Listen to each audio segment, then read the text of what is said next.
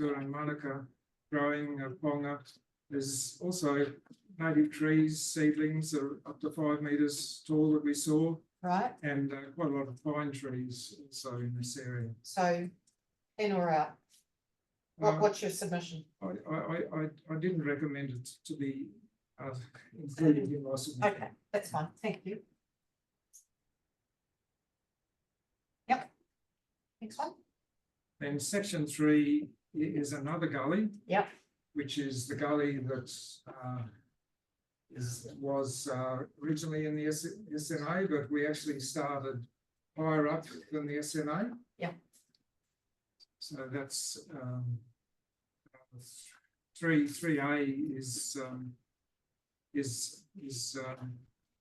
upstream of the SNA. Okay. And water was found to start here. I made a mistake in the submission. I said it started in the SNA, but actually started in this section. Thank you. And this is one you I believe should be included in the SNA. Okay. Yep. There's mature Mamaku and Ponga and a lot of native tree seedlings in the gully. Yeah. Okay. And section 3B is the same gully in what's currently included in the SNA. Oh, down. Oh, in the middle. So we're agreeing with everybody. Yes. So 3B's in the middle of the SNA. Yes. We're doing something right. 3B. 3B. Excellent. Yes. Okay. 3C. And 3C, it used to be in the SNA, and we saw no evidence of weeds in what we saw. It's yeah, there are tall beech trees on the banks, certainly mature and a lot of native tree seedlings of reasonable height. So it's here. it's an in for you, is it? Yes, certainly. Right. We didn't abseil off the cliff, but in the bit we went to before we exited the gully, we didn't find any weeds that were referred to. Is that in the gully? It's gully adjacent. I think that's the gully. Is it the gully? I think so, yes. Yeah. 3C is the gully? 3C. Oh, three. Yeah. Oh, don't do that. 3C. He didn't like it. I don't want to touch it. 3C. 3C, and I think that's a yes from Dr. Keesing. Mr. Goldwater? Yeah. He's happy? They're Yes. happy? Yep. Based on these. Gully? Description. Gully. Yes. Okay. Lovely. And section 4 is the blue bits that we walked through, mostly just following the track. There's a mineral that we saw there, and several Piwaka Waka. There's Karnika and Manukau there, as well as Ponga and Mamaku, and also a lot of native tree seedlings that we saw. So that's bang smack in the middle of the blue bit out there? Yes. And is it just 4 or is it 4A? Just 4. Yes, I Okay. didn't have that many photos. That's all right. So that's one you'd be saying yes to, is that what you're saying? That's correct. Okay, and this is something you haven't seen these images, Well, I mean, I had seen. but you've done the walk over. Yes, I had seen, some Kamika and. Yeah. So it's nothing new for you. You'll have seen this too. Okay, so that's fine. So your submission is that it's in. Yes, it is. Okay. And I know that Manuka is listed as at risk to colony due to myrtle rust. And, Yeah. all right. I'm not 100% sure if it's Manuka or Karnika, but certainly saw one of those quite a bit as in the bottom left hand photo. This, Thank you. All right, and we have. then section 5. It's got important. It's over here. So it's just above the blue bit. It's actually in the. It's in the blue It's in bit. the blue. In the blue. Okay, righto, 5 is about there. Yep. I do need a bit of pen. I think there's one on the way. Here we go, I'll use everyone. All right, That's correct. So we went through what's council and land and I think is also included in SNA, and then we got on to the actual PC49 lands, which is currently proposed to be SNA as well. And we followed a ridge and then down a gully. We crossed over the gully to ridge on the other side.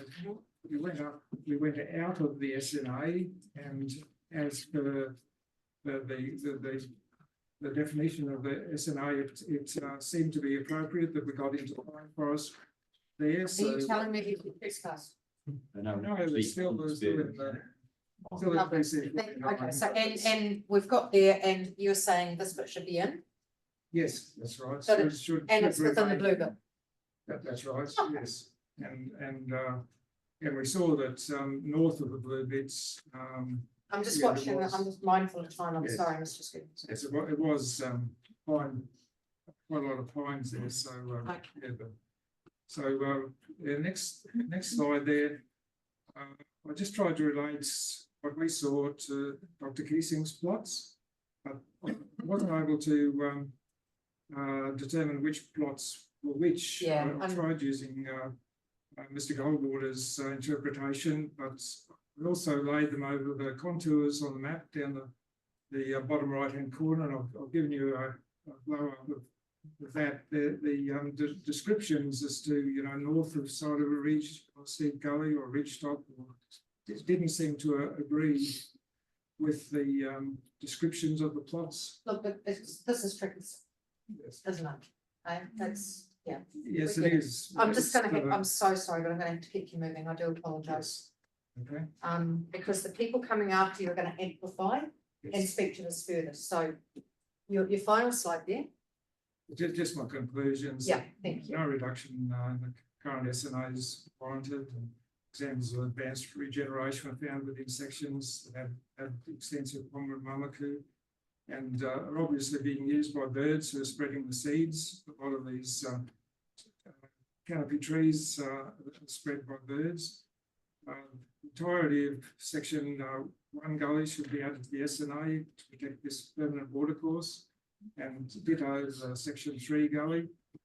And in removing the pine trees, it should be killed gradually rather than clear field. Yeah, let's not, let's not get into, we're not getting into pest management, thank you, thank you. Right, next up, Mr. Garton, Okay, so you've got photographs, I've got two bits, but I'll dump the first bit because it doesn't cover the. you see where we're going with this? Yeah, I did. Help, so beautiful, thank So you. I'm dumping the first. It's not in the fruit. I'm, It's beautiful. right, we've got everything in writing, right? You do, Right. you do. And there's a whole lot more verbiage next to this. Read it, let's go. As we move to the, you've got that, Jason sent you a point. Yeah, is that the one you want? Yeah. Yes. So this is, these are photographs taken with a slightly different eye from Don's eye, Okay, slightly different, completely different camera. And I look for different things, and I've had a different history, which has informed my choices. yeah, now you all note at this point that we've run over time.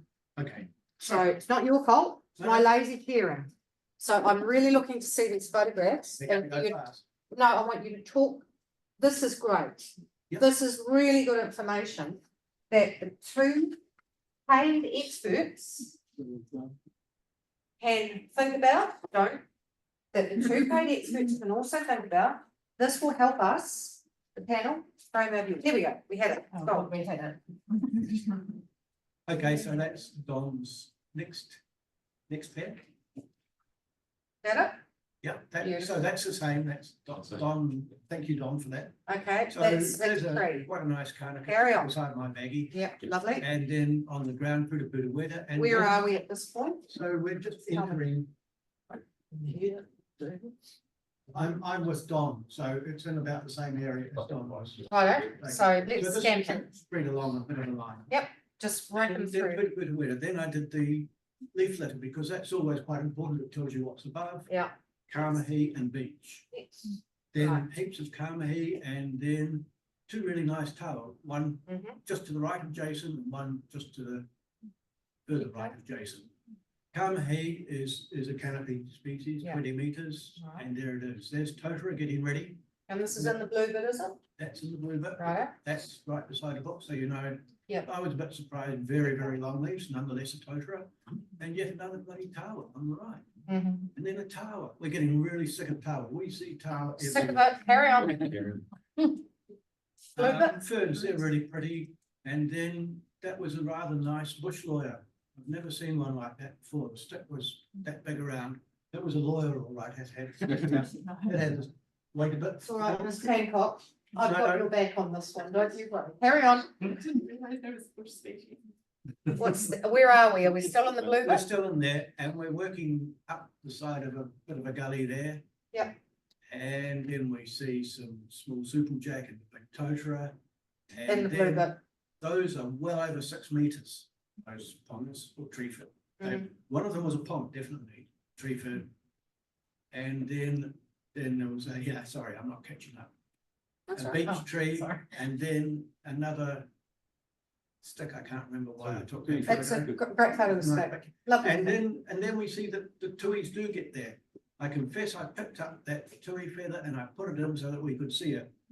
But it's within 20 centimeters of its previous home. Tuis exist and fly through there. Next. That's just some terrible stuff, because I'm terrified that I'm going to fall over as we go down. And there's a beech tree which probably was 2 foot through, say 400 mil. And this is still within the blue bit? Still within the blue bit. Right, It's a ring. That, the one on the right. no, the one on the right. Oh, is- sorry, is a we beech, talked about the which same is- thing before. Which is dying. Yeah, the sapling's going to come later because it's outside of the bit, and so. pretty So we're going the to see next it. slide Next slide. is, Just walking down the gully with big pongers, 5 and 6 meters. okay, And then on the way out, I know we were outside the area and I couldn't believe my luck. That's a reboot. So pretty. So pretty. so that's through the blue bit. That's just outside of the blue bit, right beside the road. Thank you. The one on the left is in the blue bit, one on the right was my last gasp. But pretty. I Absolutely love brilliant. those trees. Thank you. And that's all captured through him. It is. I can give you more. We've got it. We've read it. I Let can me, give you even more. I'm Mhm. sure, but your camera is probably Well, like mine, and I think that's really helpful. Thank you so much. can I just sort of put an addition over the top? Yeah. I was actually surprised because Well, when I say yes, it won't take long. well, that's not my concern. No big can of worms. Oh, no can of worms. I was surprised because some of the descriptions sort of suggested that the area was devoid of growth and devoid of space, but all my experience, which is 71 years, New Zealand thought, is that it's mobile in time and in space. It moves around and everything is different. You walk 10 meters and it's wholly different from that you just saw. If you don't see it, doesn't mean it doesn't exist. Yeah, thank you. I think that's Oh, let's get that. Thank you. Yep, thank you, that landed. Righto, now, we have next up. Caleb Scott, how are you feeling, Caleb? Yeah, pretty rotten. Oh, to be mate. honest. Oh, look, it's so sad that you've been captured by the it. You probably will find it a wee bit hard. Have you been watching online or have you been? I have, yes. No wonder you're feeling rotten. Caleb, we have your submission and Cool. we've read it. Don't feel you have to read it out. Feel free to just talk to it or to add value to what these guys have said, all right? Yeah, I've got a couple of quick, short and sharp slides, so it won't take long for me to Fantastic, get through that's it. great. Yep, beautiful. So they should have come up now. Here we are. Is that you? Yep. Awesome, thank you. So just as a simple thing, so there's it's been off covered this morning, but the removal of the gully section from the SNA. So basically, that's what I'm covering off in just my slides. Is that as part of our 7-hour walk up and around the spur, having a look at things, I've concentrated a little bit of the area of the gully. So the screenshot taken on my phone shows the plotted location of the photos that I took, and I've scaled it approximately the same size as Mr. Goldwater's map there, which is you've got in his report, and that's Appendix 1. Yep, thank you, that's helpful. So yeah, this is the upper gully. So this is actually in the SNA. So this is, we're agreeing with what's been stated, that this is an important area. So these two photos here were taken in the SNA and not for the So proposed that's removal. in the green bit, that's what we're talking about, yeah? Correct. Yeah. Yep. So this is the top end of the gully, but not the bit for removal. Yep. So this is, So this is an agreement to what's been stated there. So this is actually moving down into the gully itself, into the area recommended for removal. Mhm. So this is just showing that the natural growth that's in there. I mean, there's not a lot of pest growth or growth that isn't native to the area as such. So it's. Now, are you lying down when you're taking those photos, Caleb, or are you standing up? I'm standing. Full height? Yeah. Okay, just check. Sounds like a funny question, but sometimes angles, I know that. Sorry, I hope that didn't appear to be. I wasn't being facetious. No, that's all right. They're taking it about 2 meters in height because I generally hold my phone at that height, which is my face level. So I'm quite tall, so that's probably why they seem quite tall. Yeah, thank you. So right in the basically the crux of that gully, and that's the canopy basically looking dead vertical. So for quite a lot of that gully, the canopy is just almost entirely native. There are pines scooting up the upper edges of the gully, but in the lower parts, virtually all you can see is that canopy. Yep. With what I would say is pretty mature native growth. Yep. Towards the floor, there is definitely a lot of other undergrowth and things coming through. So we're still in the green bit? This is down in the gully in the suggested removal piece. Okay. Thank you. So yeah, this more or less just shows what it's looking like a bit closer to the valley floor. It is quite steep with the stream that runs through the bottom of it, being the very bottom point of it. So yeah, more or less just to sort of summarize, there is a lot of this is actually moved across to out of any of the SNA areas to where Donald was talking about in his presentation, because we're actually up in some pine growth. Well, the one on the left of Simon, that's within native growth, but you can see a tower coming up through there. But they're also on the right-hand photo is basically at the bottom level of the pine growth, but you can see that all through underneath the pines, there is native growth up and coming from underneath. Yeah. Now, is that what we call cereal vegetation? I can't comment on the technical term for it. I'm gazing across the table at Mr. I Goldman. would say it's regenerating under a pine canopy. Dr. Keesing, is that cereal or is that just regeneration? Well, regeneration, cereal is part of the regeneration. So it's just Fact. Thank you. Right. Caleb, thanks for that. No problem. Can I ask questions at this point? For sure. I'm just going to pick and see if we have any questions. Right. Thanks for that, Caleb. That's brilliant. Not a problem. Just sit tight if you can, and I'm just going to see now. Is anyone else, Mr. Edmonds? You part of this? It's like different tech. Different tech? Yes. Okay. Same thing. Is it better that Silverstream goes before or after you? Or you're on a different tack as well?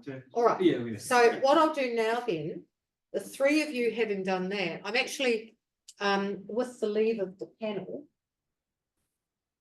going to suggest that we just check in with the expert witnesses for both Guildford and for council. Yes. And just see if there's anything in there that's made them go, golly gosh. You're up to that? Yeah. All right.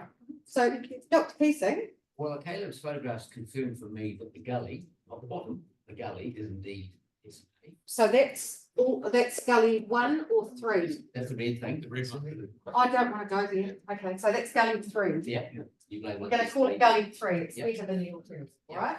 So that's definitely SNA as far Yes. as you're concerned. Yes. Happy with that. Vigorous nodding. Okay, at this point, we'd go all those in favour, except that's not how this works. And I do just want to reiterate, while we're all cheerfully talking about SNAs and potential in and potential out, we've not yet made that decision. And even though we might come to a place in our deliberations, there ain't no guarantee that council's going to, right? But it's carry on. So, gully 3, all of gully 3, all those bits? Yeah. All those bits? Joining to the middle. Yep. Smiley face, okay, right, Now, I wasn't, admittedly, I can't see the photographs very clearly. But I didn't see that gully 1 or 2 or blue were substantially different. In that they are all generally Cyril and Punga. Good dominated gullies. Has to be with the less water related ones in the blue. And so I didn't see even, and I acknowledge that there are Yep. occasional trees in there and stuff, but I wasn't convinced that that still meets today's Yep. criteria. thank you. Yeah, it was generally, in terms of diversity and structure, it was quite similar to what's in the blue area. So you're leaning Yep. towards in or out, Probably out, okay, yeah, thank you. unless it forms a decent buffer Right, linkage. so there's nothing in there that's kind of made anyone go, yippee, I mean, only with that red area. the red area is, okay. Which So in terms of, so area 1, area 2 and, so area 4, the one that was over here, That's the blue, yeah. any thoughts on that one? Yeah, I don't think that's changed my. Okay. Well, I still consider that as part of, So you're still both in your own camps on that one? What about number 5? Same for. Same, so we're still split on numbers 4 and 5. And in terms of 2, you're saying no. In terms of 1, you're both saying no. In terms of 4 and 5, you've got 1 going yes and 1 going no. Yeah, that sums up the expert's position. So if I think about 4 and 5, which are the ones where you split, I was just going to keep checking in with you throughout the day to see if either of you are going, I've heard something new. Otherwise, what's going to happen is the panel's going to have to just sit tight and go and chat. So, that's good. Can I just say also to submitters, what a lot of hard work you've done. And how appreciative we are of it. Please don't think that the scamper through things is taking it lightly. It's not. It's incredibly helpful to get that. Expert evidence is one thing. And we wait, WEIGHT, evidence and submissions when we come to making decisions. Things like that are really useful, Now, what am I doing? I'm having a think. It's an unusual thing for me. Thank you. We will hear next from Mr. Edmonds. Presentation to come. It's said. I have it now. You have it now? sorry, it took some. Now, I will keep my comments to specifically not retouching too much on what's been shown. Brilliant. Thank you very much. I thought I'd just start, had you very kind of presentation, acknowledge the pre-European people around this bit, thanks to the archaeological report and a little bit of reporting it's been able to identify that there were path site, the village, either end of the spur. Pre-European one moment, trip. caller, hang on a second, have I got Pre- this? Yeah, no, you haven't. But yeah, No, that what was have we got this? sent through today. Is there a printout of it? Yes, okay, just one moment, Cool. please, and I'll just find me bits and pieces here. I think it was in its own. Silver screen, this one, that one there? Yeah. Excellent, outstanding, thank you so much. You found it? No. Right, do you want to share mine? Just a second, let's read it. Yeah, okay. So I just wanted, No, we have read. that was partly in the submission, it's chair, in that case, I'm really, first of all, I'm taking this as well. I was challenged at my last submission about, did I know the names of any of the Māori names of the streams or pathways there? I do not. Some good people have done some excellent research and showed that Māori were walking past the spur pre-European times. They were encamped at both ends of the spur at the ground, and they were probably hunting, fishing through the spur. That's the next one. And this is a pathway which I used to call the Tyler track. Before the Lord Road was there, you walk through away from the river and you arrive just where Silver Street is now. Is that the red track? That's the red track through there. There's very little left of the European times, but it is definitely there was human habitation there. They were probably making good use of the spur in terms of both. Probably in the Silver Stream Star Railway, they were getting one thing to do it. The next slide, I made. And these just show the two path sites. There's a star on the left and a star on the right. Okay. That's very good. Next one, things. So this is a quick thing on map ditch, because that's the theme of my talk here. 2007, the spur had made it to the two-colour area in the top of this diagram. It was all pine forest and a little bit of Kama in the current area, which is like ECNAs. So you've done that, and now I've completely lost where the spur is. Right at the top of that figure The is the purple purple lump, and the purple lump was at that came all up plantation line. 2007. Oh, yeah, I all see. brush. Yeah. On the next map, Yep. and the next slide, we made it 2015, and the good work of Often it's easing got- here, and we've got some more variation. We've got most of the areas that we just talked about today shown here. We have classes. Oh, I see what you're doing. The case, but Can I tell you what I think you're doing?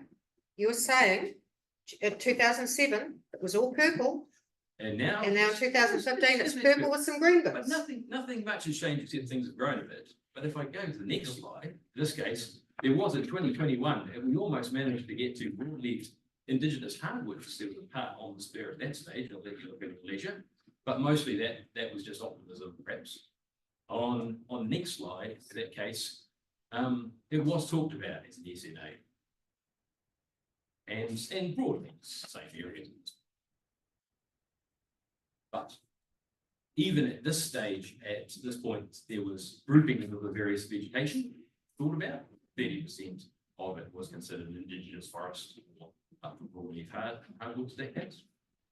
And on the next slide, this phase, we now get to the point where the road that's talked about obviously has to cross some aspects of the SNA.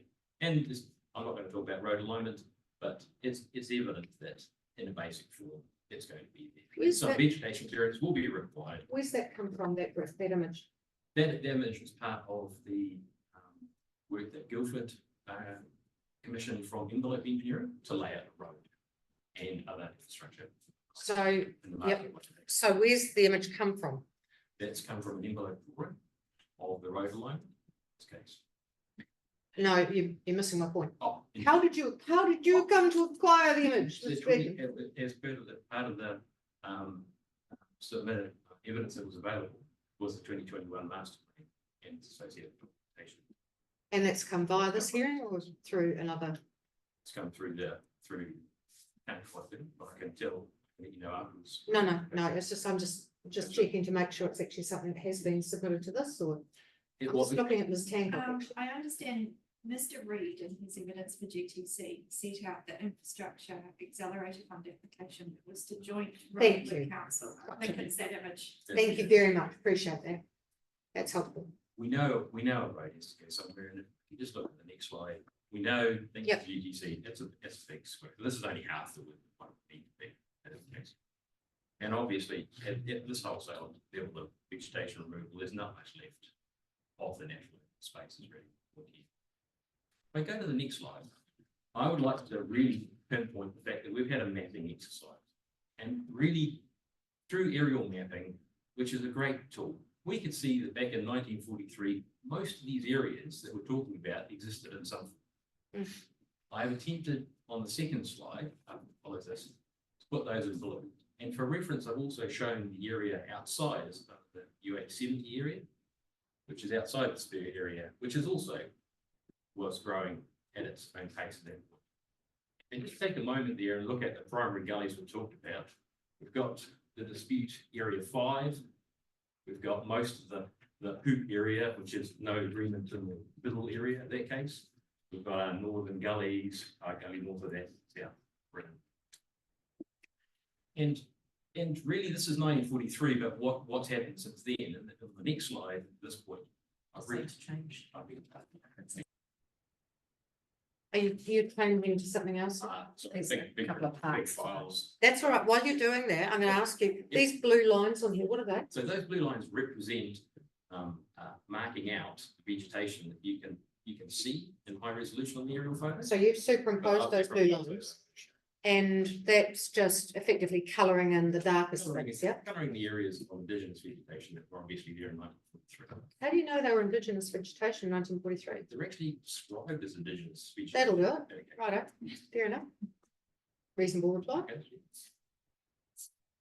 Okay. Thank you. Now, this is, No, really. which gully is this? Is this gully, We'll call this gully 1. is this the red gully? No, this is the gully 1 that's. It's got a name. Oh, No, sorry. I'll left it name. But thank you, Haley. So this brings us to 1984. And I've talked about aerial photo, and here is a classic 1984 photo of the spur at its worst. At this stage, no pines except a few wildings, gorse, scrub everywhere. What can you actually see? You can see forestry roads that have been run across there, just plantation pines at the right hand end. I'm sorry it's all skewed around. We don't tell pilots which way to fly. So it's not just me. Absolutely. But on the next photo, at this point, I've taken an area here, and I have once again highlighted with a blue ring. When you look in, this is this entire gully area from the middle. Right, Woo, hang on. Get me Upside there. down. Upside down. No, you go back here, and I'm going to do this, because otherwise it won't stick. So just to help schematically with their mapping, this is the middle area, this gully and that gully, all the way to this area. Hang on a sec.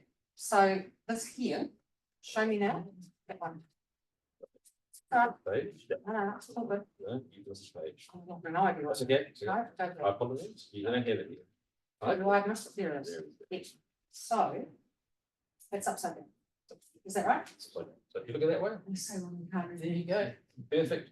Oh, fantastic. So, what am I looking at? You're looking at, Is that the red bit here? you're looking at the red bit, And bit, going into the middle bit. which is the middle bit? The middle bit is here. That's the red bit. Oh, okay, slightly in the And shape. then down here is 3A, the upstairs, the upstream bit over here. And this area is area 4. And all of that was vegetation in 1984.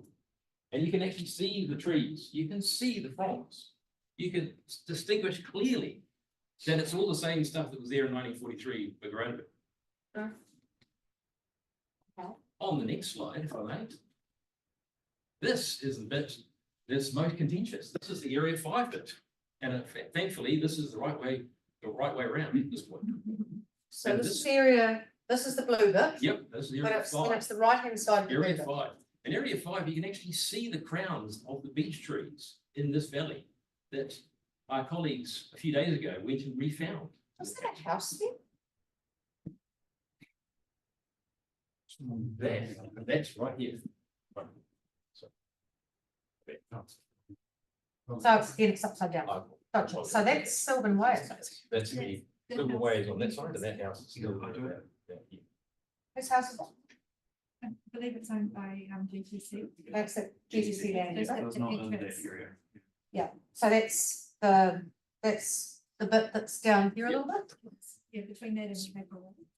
I think it's an old, quarantine station, Mav had. Now, see, you know how we've got this whole thing about minute 9 and being really specific? There's one exception. Really interesting stories. See me out.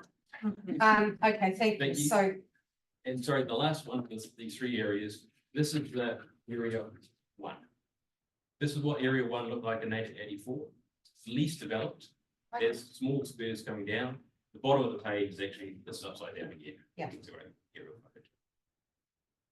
Not building from where you can see it. We just flick Hayley, please, through the next one. So that's what a terrible aerial photo looks like. And all that information is the same. That's taken the same year. But depending what you're looking at, you just decide there's nothing there. On the next slide, these are just art points, which indicates it's not Easing's area. In this case, on the next slide down, we've got areas that are changing, but we'll move through these. Sorry, next slide. thank you. Well done.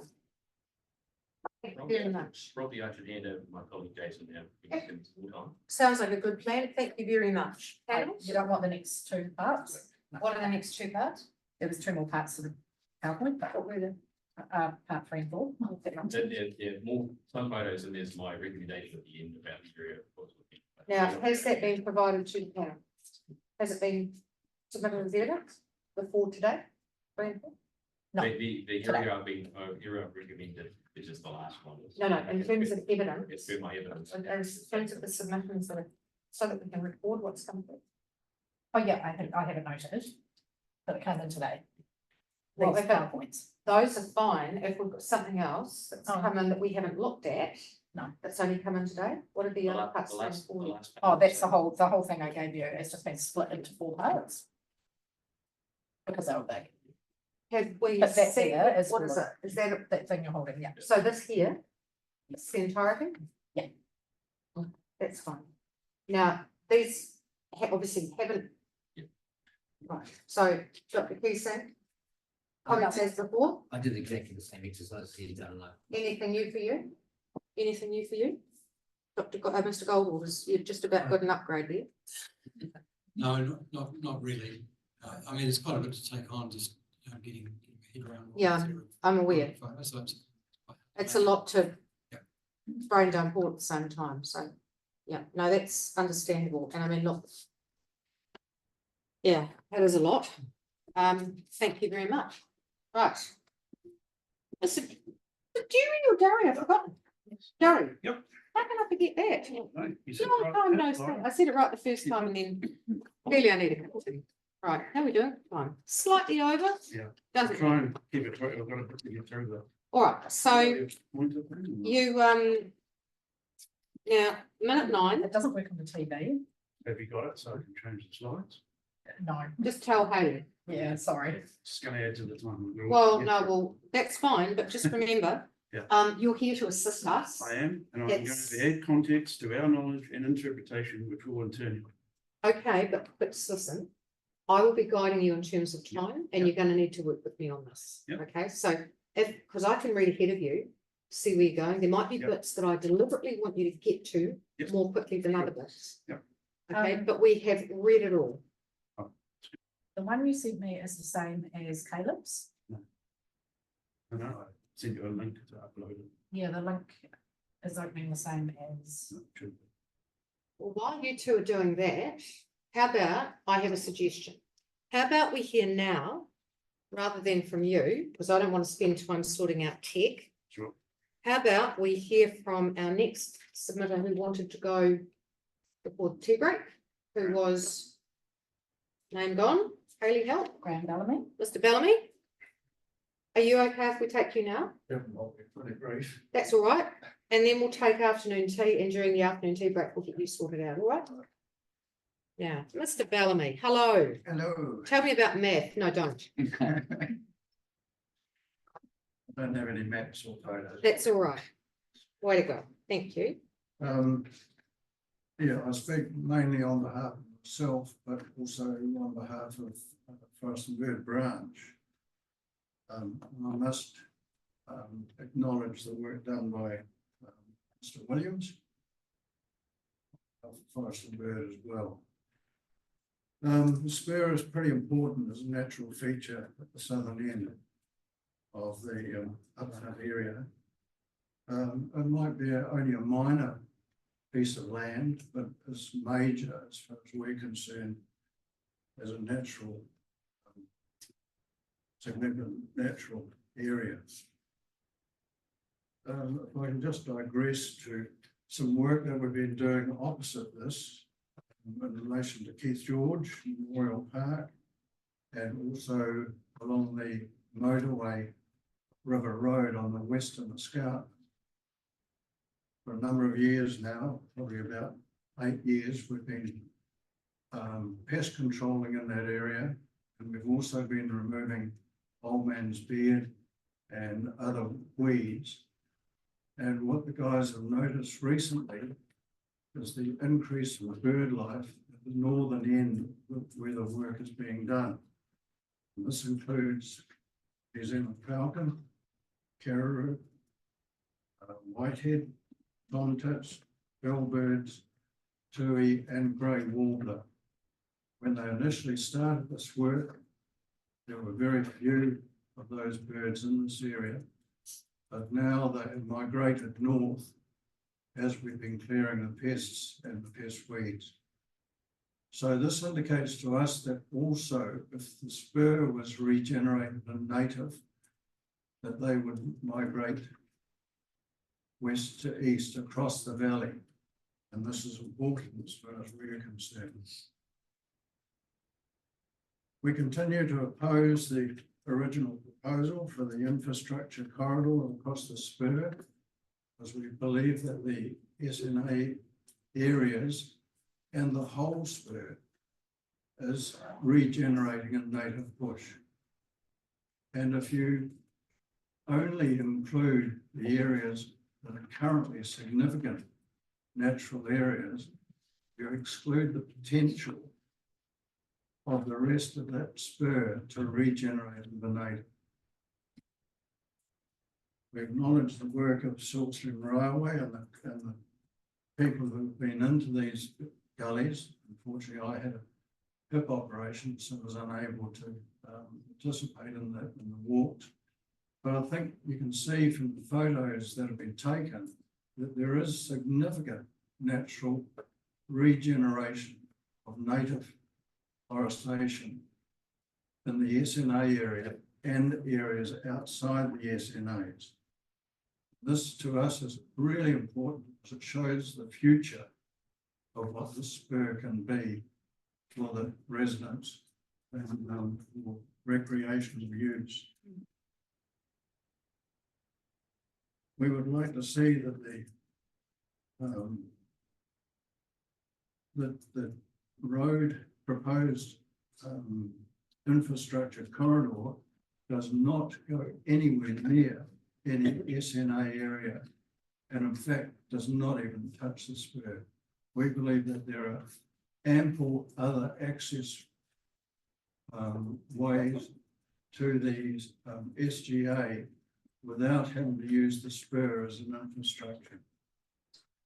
So we think that the spur should be rezoned as a natural open space and allow no access for the corridor, transport corridor, and be opened up for use for recreational use, not commercial use.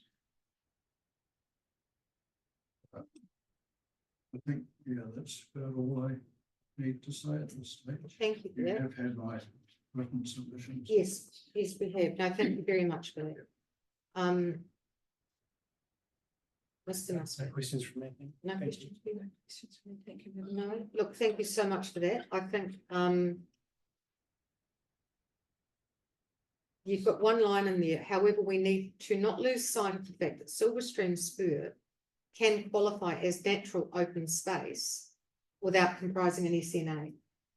Yes, that's sort of that's the attitude and approach of Forest and Bird as well, as you wanted going from Mr. Williams. Mm. We believe the SNAs are significant, but to Forest and Bird, the significance is the whole area, not just the SNAs. Are we getting too hung up on words and definitions? We believe that we maybe are. So, But we still acknowledge that, you know, the SNAs still form a strategic viewpoint of the Spur. sure, but if we think of it, the Spur is now council owned, right? Yes. And there's no MOU anymore, that's all fallen away. So it's a different world than it was not very long ago. We have to be really careful that we don't, I think, and this is, I think, what Ms. Hancock was pointing to before, we don't sort of create an SNA for it to be convenient to block something, right? Makes sense, you know, it's because that's actually not something that we can do.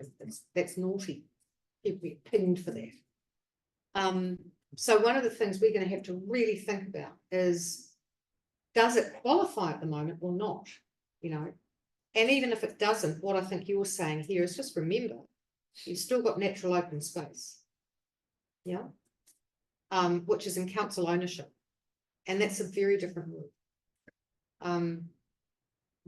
One of the things, and just flag this now, that we really haven't got a good handle on yet as a panel that we're going to need is a tabular comparison of the rules framework vis-a-vis infrastructure, natural open space, everything else, so that it's idiot proof, so that I can read it. Yeah.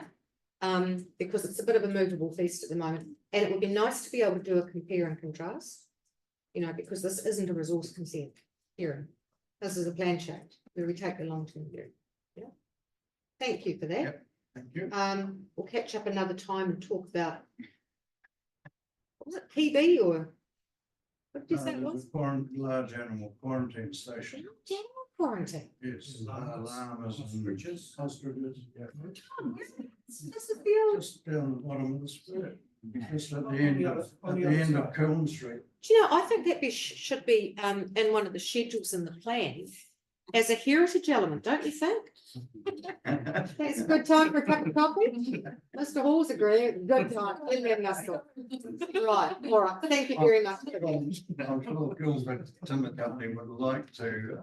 I think donate that probably back. give him a medal. Right, so we're going to take a short break. Kaylee, you've just got I some. have it now, sorry, apologies. That's all right. We will take that break now anyway, I think. I'm in, that's all right for you, Mr. Gorry, okay? I could really use a bit of a coffee recharge moment. At some point we'll get this kind of diagrammatical monstrosity better corrected too and made less shocking in its form. I don't want to frighten the children before it goes out. No, I want you to get the drawing, not your face. All right, we're down for a break, and I think if we come back at so Mr. Durry's likely to take a solid 20, but we've had 10 from Mr. Edmonds. I've actually got Mr. Durry, I've got you down for 30 minutes, including questions, right? But I keep seeing your glasses and think it's a hand up, so it's not. Have we heard anything from Pat Van Berkel? We have not. Okay, and Tony Chad is not, so that's a not. So we all right. I'm just watching. Watching what? I'm just watching. I'm not presenting. Oh, you Tony? Yes. Oh, hello. Welcome. Right. On that note, we're out of here. We'll be back at, can we call it 10 to 3, please? All right.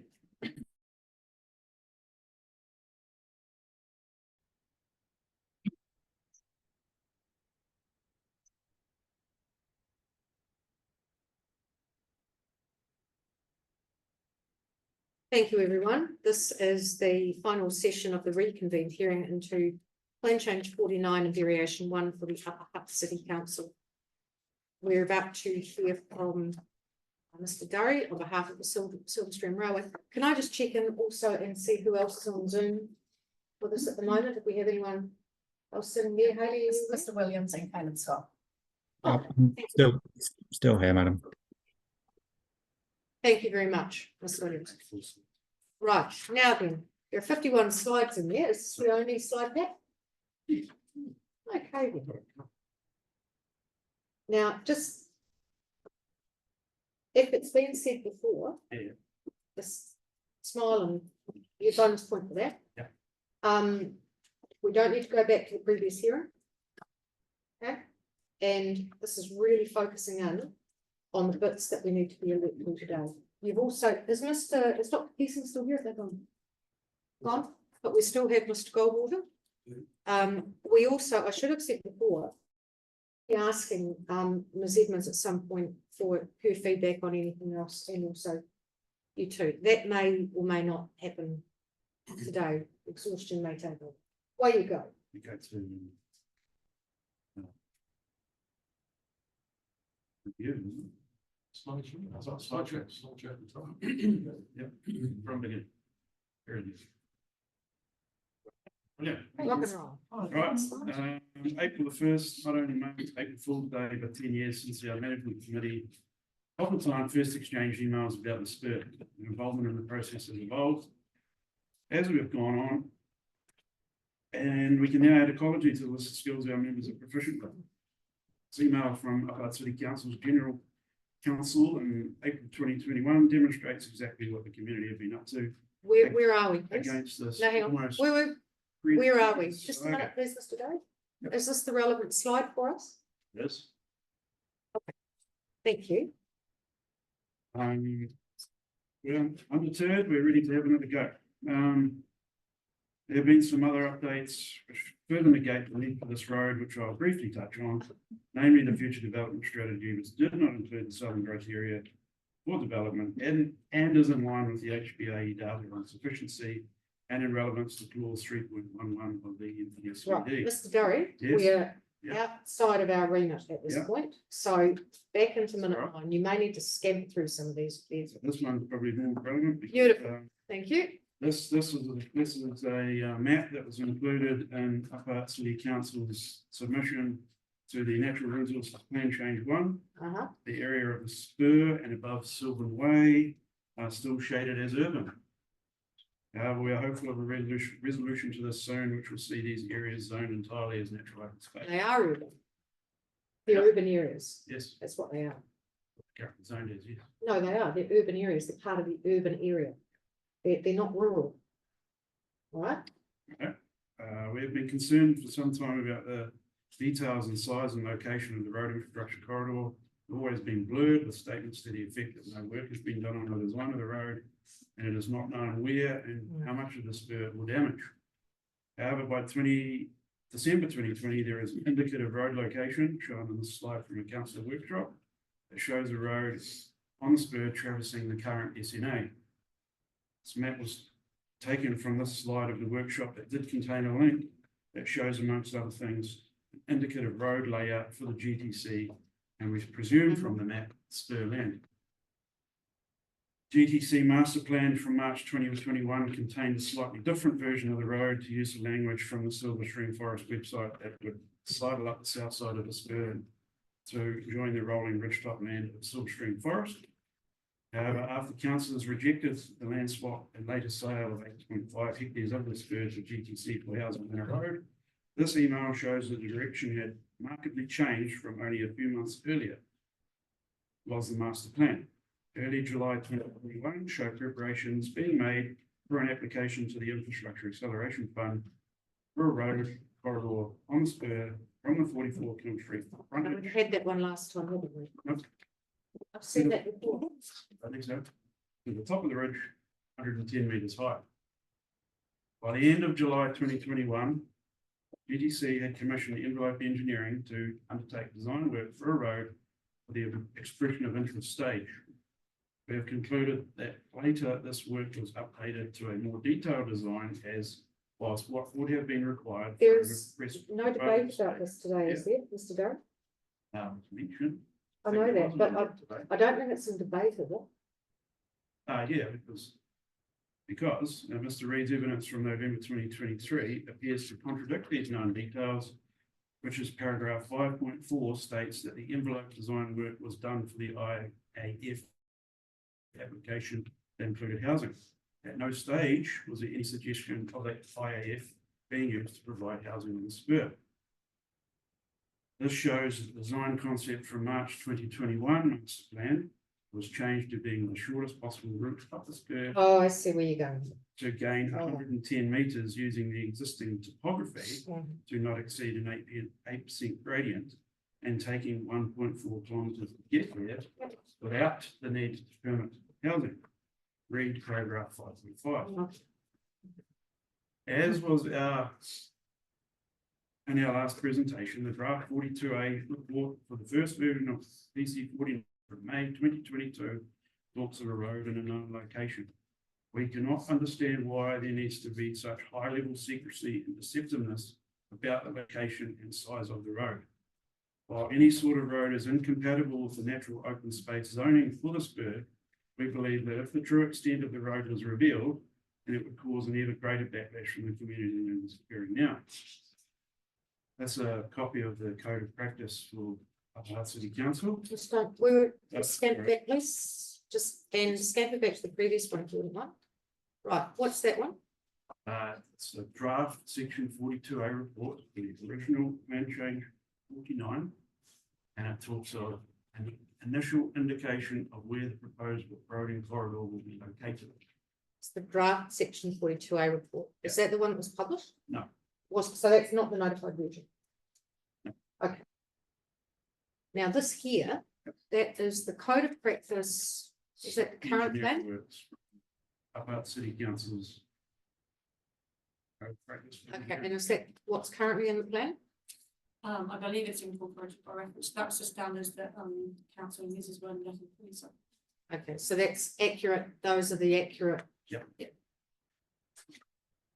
Okay, so we've got. That's the same information we had last time? Didn't present it, no. You may have it. Yeah. Thank you. While the exact location of the road remains an apparent mystery, the scale of the road is much easier to work out using that data. We conclude from the evidence above that the road will be between 1.1 and 1.8 kilometers long. The 1.4 kilometer figure used by envelope engineering, read evidence paragraph 5.5, is the most reliable, as the 880 meter figure used in Mr. Hall's rebuttal evidence 43 is not a realistic figure, considering the layout of the land between 44 Kiln Street and the top of the ridge adjoining GTC land, which features at least 2 large gullies and associated watercourses. Using Upper City Council code of practice, we consider the 3.5 hectare figure arrived at by both Forest and Bird, Upper City Council and Mr. Goldwater is at the extremely conservative end of the spectrum. We believe an area of 4 hectares or greater will be required to construct a road of the required size and shape to service the proposed number of houses, as well as being utilised as a public transport route, as is mentioned in the GTC evidence. Let's pause for a second. Yeah. That's paragraphs 13 and 14. Of Yes, the slides 13 and 14, yeah. 13 and 14, and what slide number is this for? That's 13 and 14. The slide is called. Yep. Right, Alec, the slide deck? I see 14. 14, You yes. see 14 on the slide deck, and it's 13. Righty. Just run some. No, that's fine. Yeah. Just making some notes. I'll find my pen. Yeah. We have often wondered how the 2015 ecological report came into being. This was recently revealed in the release of emails by Upper City Council for an online OIA request site.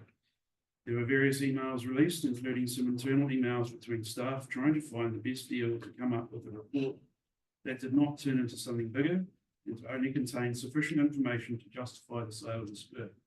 This report was compiled by Bottom cost Upper City Council $3,500, down from the $10,000 quoted by another reputable firm. Incidentally, it seems that the report was never finalised completely, still containing a draft in a few places. However, as it was but City Council is seeking, they have used it as a way of downplaying any ecological merit the spur has since it was published. Right, hi ho for a second. I want to have a We're look getting through your, into- no, I want to have a look through your slides. I just want to see what else you've got in here. Just to make sure I'm not going to end myself up anywhere else. The last slide, I don't have any talking to, so These are all pictures?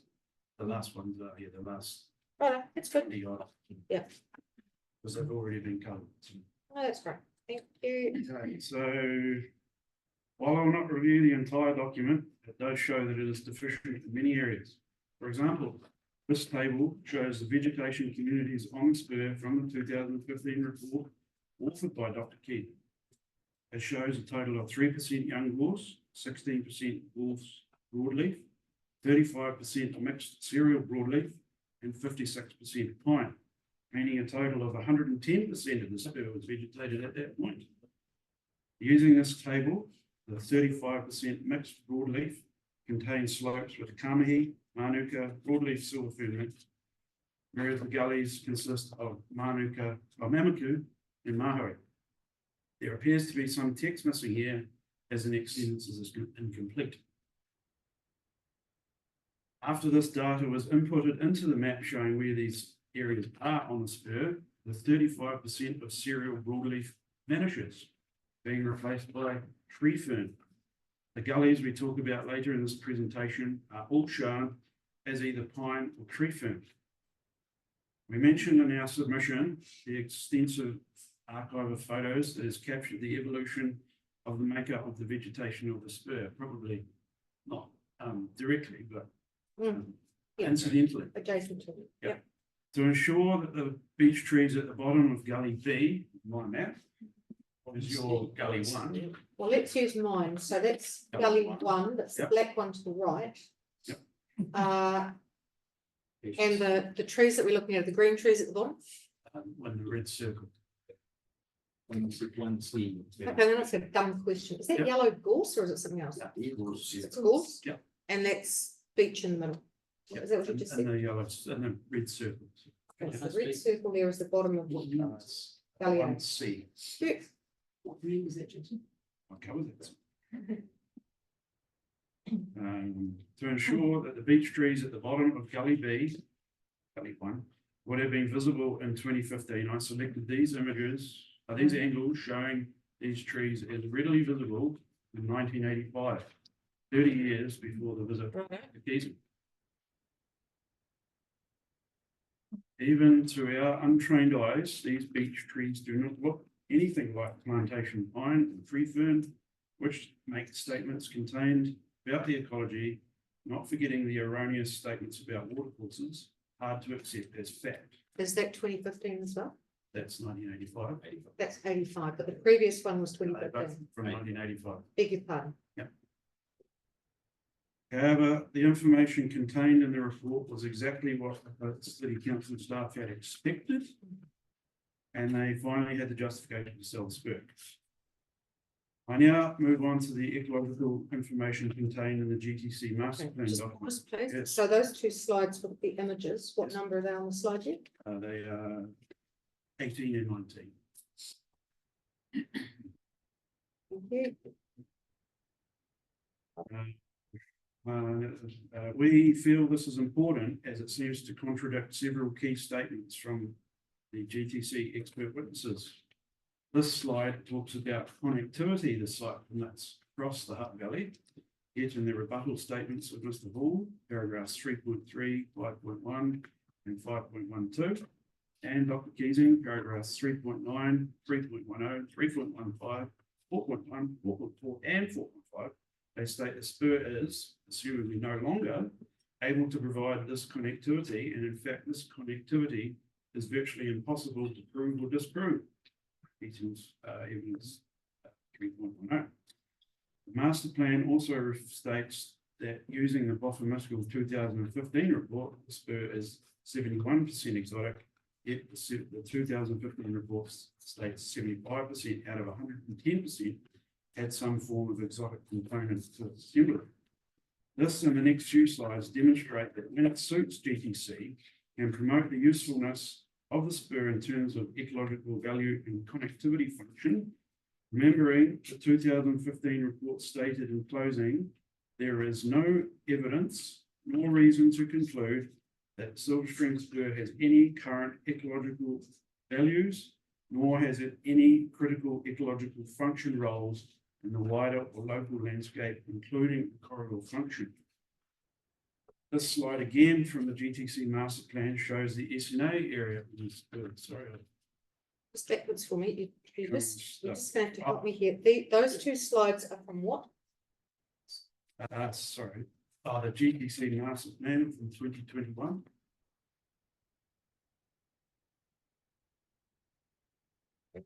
And they are, It talks about connectivity. yeah. To spur provides. And I've just, this is because I've got so much paper in front of me. I've just misplaced yours with its paragraphs alongside. So I'm diligently trying to learn everything as I go. So carry on. This slide again from the GTC master plan shows the SNA area on the spur and surrounding land. That resembles the UH070 SNA that was the basis for the SNA or SSSNA on the spur as part of PC49 variation 1. The source for this is quoted as being Offamiscal, and we conclude that this is the work of Dr. Keesing when he talks about this in his original evidence, paragraphs 4.3, 4.9, 4.1, 1.1, and 4.12. In particular, and I quote, the natural area on the Silver Stream Spur identified in variation 1 does not reflect my expert opinion as to the values present on the Silver Stream Spur or the values that Offamiscal or I have previously met as part of our work on the wider GTC site. Yet, aside from Gully A or your Gully tree, these two areas are identical in both the master plan and the section 32A, 32 assessment of PC49 variation 1. Just pause for a moment, please. Sure. Dr. Keesing, I can see you in the background there, and I can see you shaking your head. Is that your work? The SNAs are council developed. So Oh, Those features there are not my identified incidents. I just want to let's just test this. So, because you just stated at your paragraph, about 25. thank you, that I think I may have misunderstood you. Did you say you thought that was the work? Offamiscal, it says there's a key down. Yeah, that's the Offamiscal work. And the yellow is. So the yellow both is, SNAs in brackets, Offamiscal. so that's the SNOs that Bob has done. So as far as I'm aware, the only people who have identified SNAs for council are Auckland, and we have reviewed those and tweeted with them. So you were the tweeterer or the twitterer, but not the original tweet. Correct. So I understand. I think what you're saying is you. Well, that's a good topic. 1 minute. Council. What I think what you said is that Dr. Keesing is the author of that. I think what Dr. Keesing is saying is, as much as he would like to be the author of that, he has in fact copied and pasted. Now there is nodding in the background. So, and it's come from Wildlands, which is, Yep. It would have been done by Rogers to the office. Yep. Quite some time ago. I'm not sure what they based their. so we've got all of them here. So someone in this room. Most likely both of them, yeah, Okay. so, right. Shows me it's convenient. Anyway. In the master plan, you can see state that 29% of the spur is either broadleaf indigenous hardwood or indigenous forest, which are added to the 56% pine and 15% room gives 100% coverage. We can only conclude from this that the 6 years between the master plan and the 2015 Offamiscal report were fairly active growing seasons for the native species on the spur. It also states a 1.1 kilometre road, which you've shown cannot be believed to be correct. Over the last few years, some added emphasis in the last few months, where questions were raised about the accuracy of the evidence presented at the hearing. Our members have either individually or collectively walked over parts of the spur. It was considered that viewing the area of, and I quote, the Ponga Mamaku tree fern that does not play an important role or function in either linkage or buffering of the beach Kamahi SNA areas, using rebuttal statement paragraph 4.5, to get an idea for ourselves just what this area contains. Entering by the public car park and walking track on Sylvan Way, we headed over the paper road and along the ridge before heading down into the gully, doubling back, exiting the SNA area briefly before re-entering the gully and heading along the watercourse before retracing our steps back to Sylvan Way. For a moment, we did consider the possibility that we had gone to the wrong area, because in our assessment, the area is far from being low diversity on the Mamaku tree fernland, using rebuttal evidence paragraph 37B, it actually being very similar in assemblage to Gully A. Gully 3. With many large beach, kamahi, and evidence of regeneration all around us. Any tree fern that is in place is mature rather than fundamentally young tree fern. Seeing November 2023, paragraph 10.3, and is another important part of the spur. And when coupled with the stream we located, was an exciting revelation and well worth the walk. We have 9 minutes left. Yeah. So this is what was located in the area that has been determined as Ponga Mamaku. So that's not Ponga or Mamaku. That's the areas of walk. Right, just pause for me The briefly. red arrows are the location of the photo. Right, just this part, I need you to just hang on so that I get my orientation. There's the. So photo A is in the middle of the blue dot, yeah? Yeah. Smack bang in the middle. Yes. Nailing it. Okay, photo D and F would be number 5. Yeah. Slide a little bit. Photo C, what's that yellow line? The yellow line is the place where we walked. That's where you walked? Yeah. What's that blue bit? The Straight. sort of, yeah, it's the stream, basically the part of the stream that we viewed And the pale blue? is the extent of the SNA. No, it's the blue bit, isn't it? Isn't that the blue area? So what did you say? Ethan? Within the pale blue, The blue outline looks to be around the Pungamanga. now use my terminology, please. It's the blue bit? Yes, Yes. well, When I was listening, I don't know if it's the SNA, but it is the blue bit. As taken from. that's the SNA boundary. Yeah, Say again. That's the SNA boundary, that was lifted off the. but it's mostly the blue bit. But that boundary is actually using. The straight line at the bottom is the boundary of the SNA. The Oh, straight no, blue no, line. The wiggly blue line on top. is Mm. The northern boundary is SNA. And the boundary of the SNA stops at the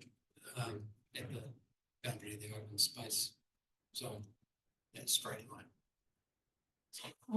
And it hasn't been continued.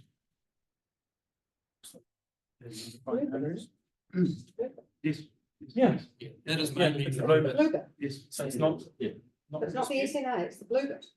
Well, that's Yeah, the that's- SNA, that's the bit everyone else is. No, in my terminology, this is why it's important. Play my silly game because it helps me. And the panel is the one that needs to figure this stuff out. We've got so many maps in play at the moment that when we come to the end of the hearing, it'll be tidied up and put into proper planning language. But for now, within your pale blue, the light green stuff is what's up here on the wall. And it's called, it's the blue bit. Yes. Yep. Yep. So that's area 4 is round about your, what is it, B and C, was it? Oh, it's probably. And then 5 is there, and so those two there, those 2 bits there are the ones where we've got divergence. So the ones on the map there, that are material for us in particular are photo B and C and photo D and E. Sounds right? Well, all of them. But no, to those, if we look at the extent, yes, but primarily within there. Yeah. So let's go to B and C and D and E, shall we? And A, just for the what's-ups. So that's A. Yep. It's not a hung up or a mamaku. It does not look It's like a either. beech tree. Carry on. That's that one. And then what have we got there? That's B is a close up of the watercourse. Right. C is another beech tree. It's not the same one that was in the first photo. okay. Hold the phone. I'm going to keep holding this slide up here so I don't lose sight of this panel. So B, that's 4. Round about 4 up there. Or 5. Okay, and so that's B, and you're showing a watercourse. Yep. And when was that taken? On Monday.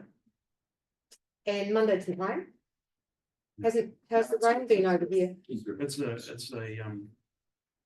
It's not a flow path. There were other flow paths that came down to it, which were reasonably dry. Okay, so is it a stream or an Yeah, ephemeral I think stream? it's- What's it? The intermittent or rainy. Correct.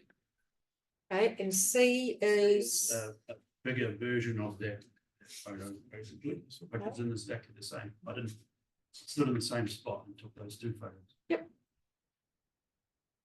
D shows regeneration of Miro and Tawa. E is a Totara and Kami. F is another Tawa. You can see some Tonga and Mamaku there, yes, but it is not, we don't believe it is solely Tonga and Mamaku. G shows more Kami. And H shows the height of the tree ferns. and how can we establish that? Is there, Because I'm not very tall and you're looking up. sounds good to me. Yeah. Just pause for a second. This is an area that you've walked? I walked a small area of it. This is an area that you've walked? Dr. Keeson? I've been down up to Galley, so I intercepted it. So you know where these are? Okay. Anything in there that, I'll just say that when we label vegetation types, Ponga Mamaku treeland, tree fern land, that's quite a, it's a general description. We can't account for every species. I mean, I think. yeah, no, but in terms of, I beg your pardon, in terms of what we've got up here today, is it changing your thinking or anything? Is it reflective of what you've already, any surprises, any wow moments? No, I mean, I'm not surprised to see emergent Tawa and Kamahi. I think you can see them on the photos. They're dotted around. Dr. Keeson from the back row, Same thing. same thing? Oh, sorry. We move to Gully B now. Okay, now your gully B is my, Gully 1. thank you. And that's outside of the current SNA area. Viewed by wildlands from Hulls Creek area in June 2022. Stated as included in the SNA within its report, as it was confused with Gully A. We did talk about this in our last presentation, and we've conducted 2 walkouts into that area. And we believe it should be included in the SNA area, and again contains mature beach, Totara, and the waterway with water in it. Just, sorry, Oh. pause, just pop back there. Is gully B or my gully 1, is that the pale green bit? Yeah. When was that taken? 10th of March, Where was it taken from? grown above the middle bit. let's Okay. say. Yeah. I like your terminology, I can understand it. Where is the water course? Bang smack in the middle? Very much, yes. Okay, Meanders down the, it's fairly steep. all right. Thank you. So Oh, Lord. that's the, Yep. where all the photos were taken from. Thank you. Photo A shows the beginning of the watercourse. B is a large Totara. C, again, emergent Tawa, indicating, there's pretty rampant bird life. This is close-ups of the Totara. Caleb trying to give it a hug. You know, pest in the middle. And Pestrum, yeah. Came across plenty of evidence of that. Now tell me again, is this gully, Gully 1. We're at about 1B at the moment. where is Caleb, what is Caleb hugging and where? totara. Mm. Quite large. It's Good. bigger, Yeah. and it's photo E is taken from, Roughly in the centre of the drawing there, One B. about like B on your drawing there. now, I seem to recall, Mr. Goldwater, that you haven't walked Gully One, is that correct? Neither of those gullies. Neither of those gullies, and Dr. Pearson, how about I you? walked Gully One, not since 19. So the likes of that, big beastie of a totara, that's quite a thing, isn't it? No, it's totara. It's a totara in the gully. Doesn't make it a forest. Yeah, I mean, there's some truth there, to know what the general canopy was, comprised. Okay, let's keep going. Photo G is more of the watercourse. Photo H is starting to move into the beach area. I, J, the Jura Beach was from 1985. Mhm. And there's a sort of diameter of the beach there, there's a sort of cluster of them at the bottom So pause there, it's K is the circumference of the beach, is it? of one of them. One of them, and that's 3 meter circumference. So that's a. Yep, all right. Pretty much almost as big as they sort of get. Okay. Photo L and M show the aquatic Wow. wildlife. A water spider, which isn't anything overly Beautiful. fancy, but it's there. And Gary the Buddha. Right, pause and we'll just find out where Gary lives. He lives, Gary lives in L. at the area 1C.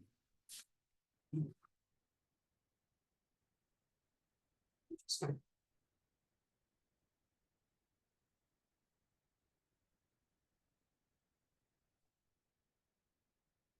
hold it maybe Yeah, on our property. on your property if you hold it. Yeah. So that's outside of the council land.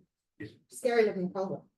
No, because this is up a waterfall basically.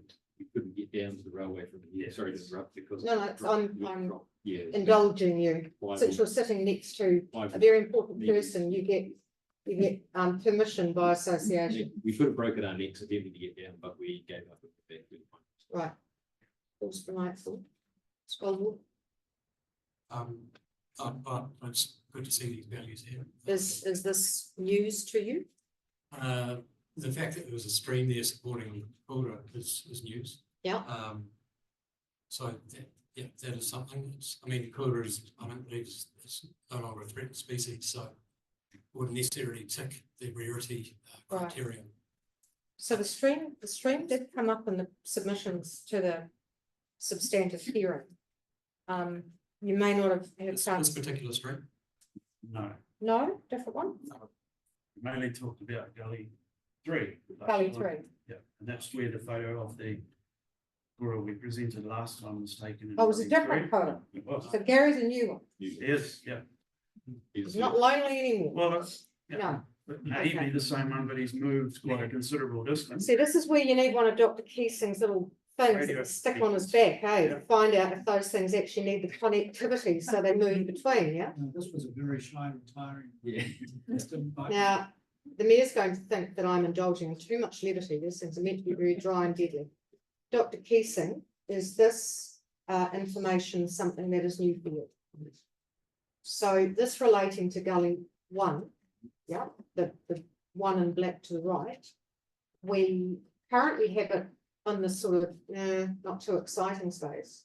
We've now got a coda, we've got some water, we've got a bit of a tortura, big beach. Oh, I don't know how big beaches get. Are you starting to have thoughts about Gully 1? The fact that it has an intermittent brilliant waterway with some aquatic life does add to the value of it. I reflect back on that photograph looking down from the shot, you Yeah. can still see it's predominantly Pangamamuku all the way down. And obviously there is an occasional tree in it. I don't think the vegetation has changed much. Is there. But it does raise the contextual value. Yeah. Supporting the policy.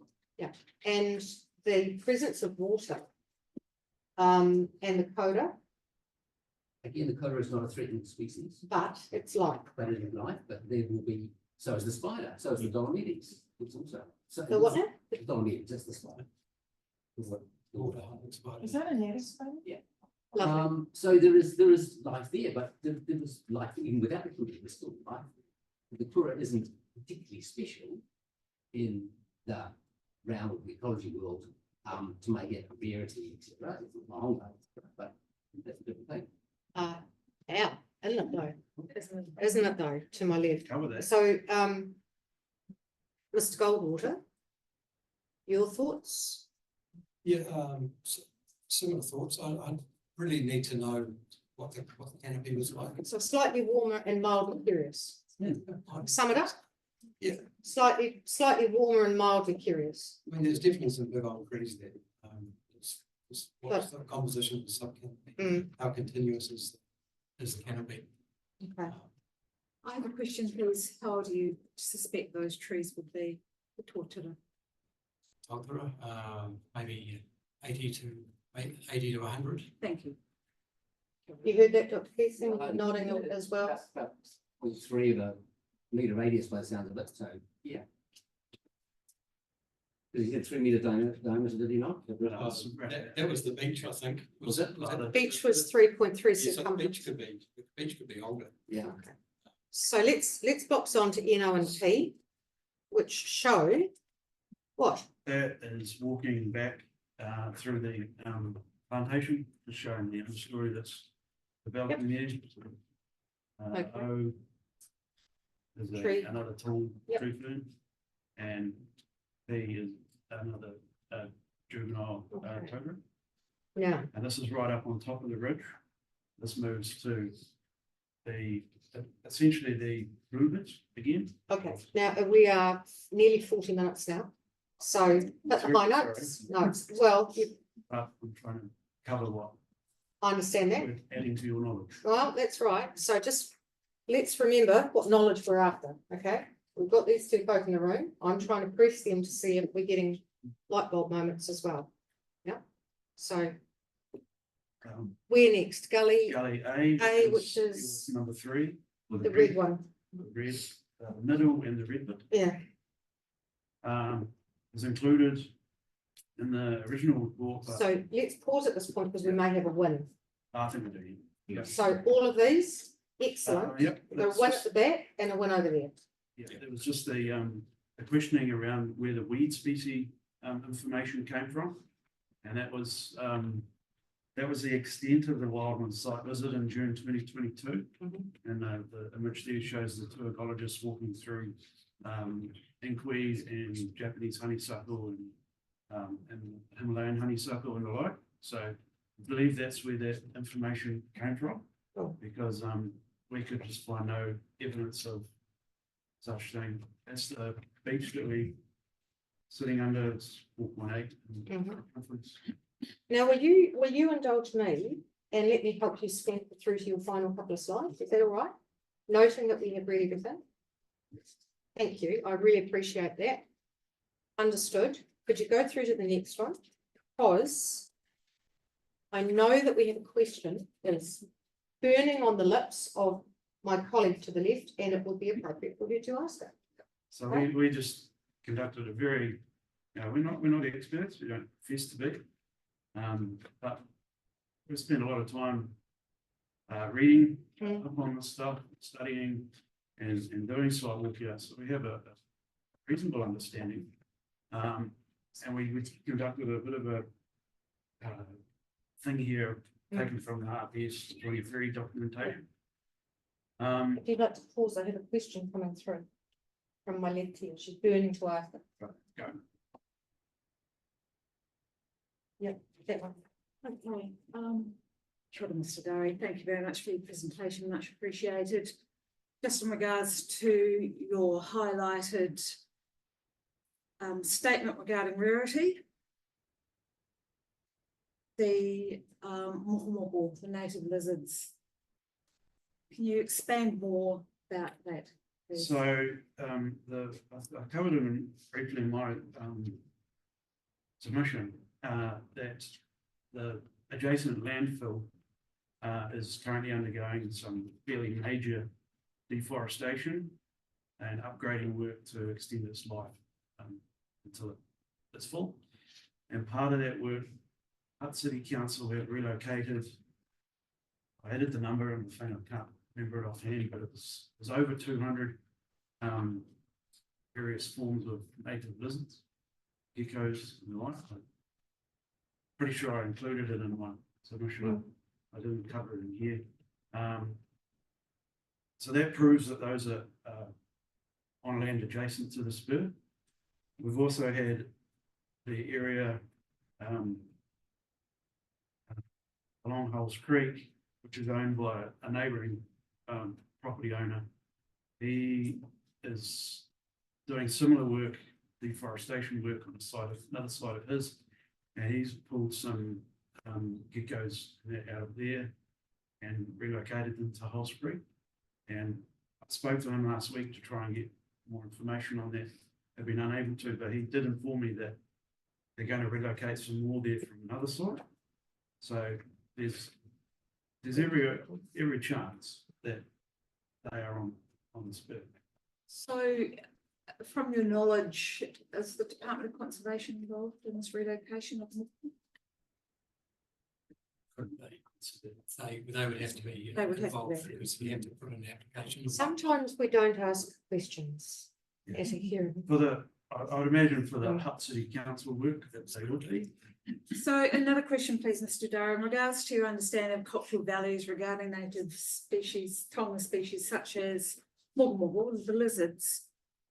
What's your understanding of cultural values I concerning did those read up Tonga about species? kura and understand that they are Tonga species. That's the okay, kora, so Yeah. that's kora, I'm talking about the mogomogo, the lizards. I didn't really spend a lot of time looking at that in great details. Oh, thank you. Yeah.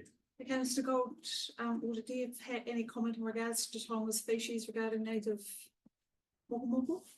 I know they are regarded or even revered by some Maori, but that's a fairly limited extent. I could comment on what species have been found on the spur. I mean, this was included in the original report. Well, thank you. Can I just I'm just really going to make a statement here. No, you can ask a question. From a Mātauranga Māori perspective regarding Te Taio, regarding the mogomogo, atua place mogomogo in areas of significant value as an indicator and as a protector of urapa. Are you aware of that? I have heard yes, similar themes, I suppose. Thank you. Yeah, again, it goes back to my comment how they are revered or even feared by some Maori. Thank you. Yeah, it's not a deep understanding.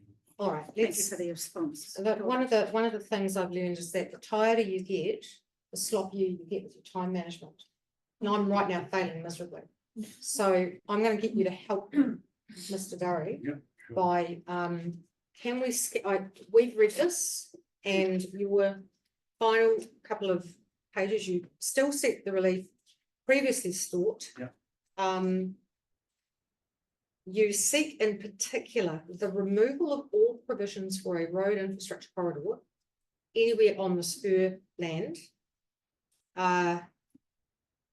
And you are talking about linking the area known as your slide, that slide pack is quite clear about everything you want.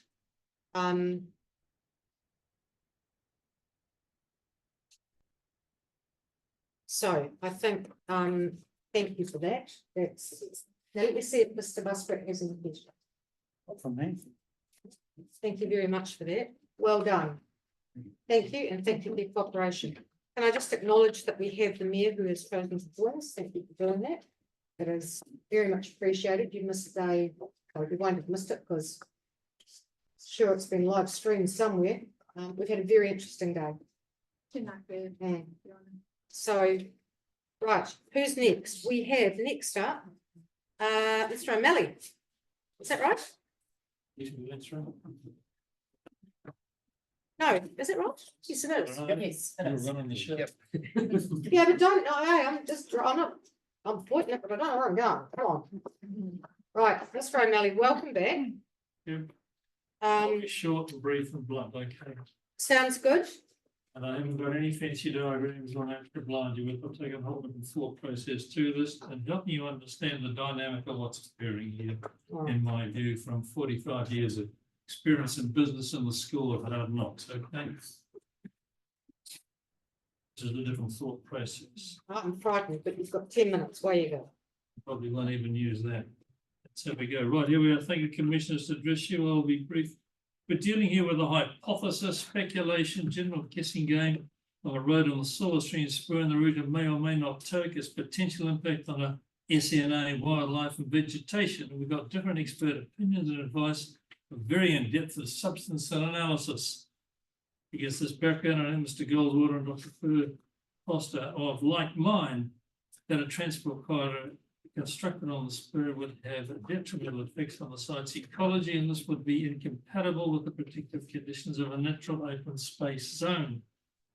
I support this position, and I put it to you that the whole matter really should end there, but I think that's conditional, and you've already alluded to it. How do we define a natural open space? I've taken the most liberal interpretation of it in making that statement. You may beg to differ. Fine, that's my basis. However, should that position not suffice for the no road case, then I would contend that what's lacking in this process is the fact that just not knowing where the proposed road that is to join Kiln Street and any other roads is to be located. I put it to you, this is a typical case of the devil lies in the factual detail, or rather the lack of it. I give credit to Mr. Goldwater in the statement. It's difficult to actually assess the level of residual effect of such a road on the spur without further information, which he then subsequently details. And the risk of being chastised for going back to some of the previous meeting we had on the subject and the report of Mr. Reed. There's such a couple of extracts out of it I think are pertinent here. The rezoning of the spur as an open space calls for a visionary future roading design, and later on he goes down and talks about with Reynolds Bark Drive possibilities and other roads on there. Says it can only be assessed as part of a detailed design stage. And clearly Mr. Reid is pointing out the actual location of all roads on the spur can only be determined by a more detailed design, and that's the issue I'm wishing to raise. So it's not just the impact of potential road on Kiln Street considered, it's all activity contained on the spur for roading. I'll put it to you, this supports the position of Mr. Goldwater and has called for a detailed design of the road and the whole proposed infrastructure. But further assess the impact on the environment of the road on the spur. It would also enable a detailed analysis assessment of the evidence in paragraph 6.6 of Dr. Fleur, I hope I get her name right, Muskis it, on the extent of the degree of the environmental destruction she claims that would result in. I put it to you that anything less than this in seeking to get an approval and undefined conceptual road or roads is irresponsible and gambling with our future. The full responsibility for detailed road design so that a detailed factual assessment of its impact on the environment can be measured falls on the Guildford Timber Company Limited, and to date this year they have provided nothing. Mr. Reid's report contains a conceptual road design that goes right through the centre of the current proposed SNA. And there Dr. Keating has sought by way of just his opinion and little else to discredit the validity of the proposed SNA and dissect it for the purpose of supporting the construction road passing through it. And just referring to your diagram up here, section, was it number 4? If he could knock that out as a business strategy from the spur, they've won their case. A road goes in, simple as that. Dr. Keating and his opposition become engaged in an opinionated standoff with Mr. Goldwater. Great. I would expect to see experts such as him engage in a contestable debate, point by point, as to why he rejects another's assertions in favour of his own, rather than declare an unconvincing position and statements such as, I am not swayed by Mr. Goldwater's evidence, which I put to you as just a subjective opinion. And I would be looking for proof that would prove or disprove, and to look at that, I would be looking at some empirical evidence and some data. However, that may not be to the benefit of his clients. Oh, no. That's one too fast. Back it up. Well, all right, because that raises steps to the next point, ma'am. That's And fine, We need please. to, we need to look at, because that relates us to, the nature of, impartiality. Look, I hear what you're saying, but we do have people in this room who are experts. And that's why I keep referencing them. They're entitled to work, they're entitled to be paid. And I don't want this to descend into mudslinging, all right?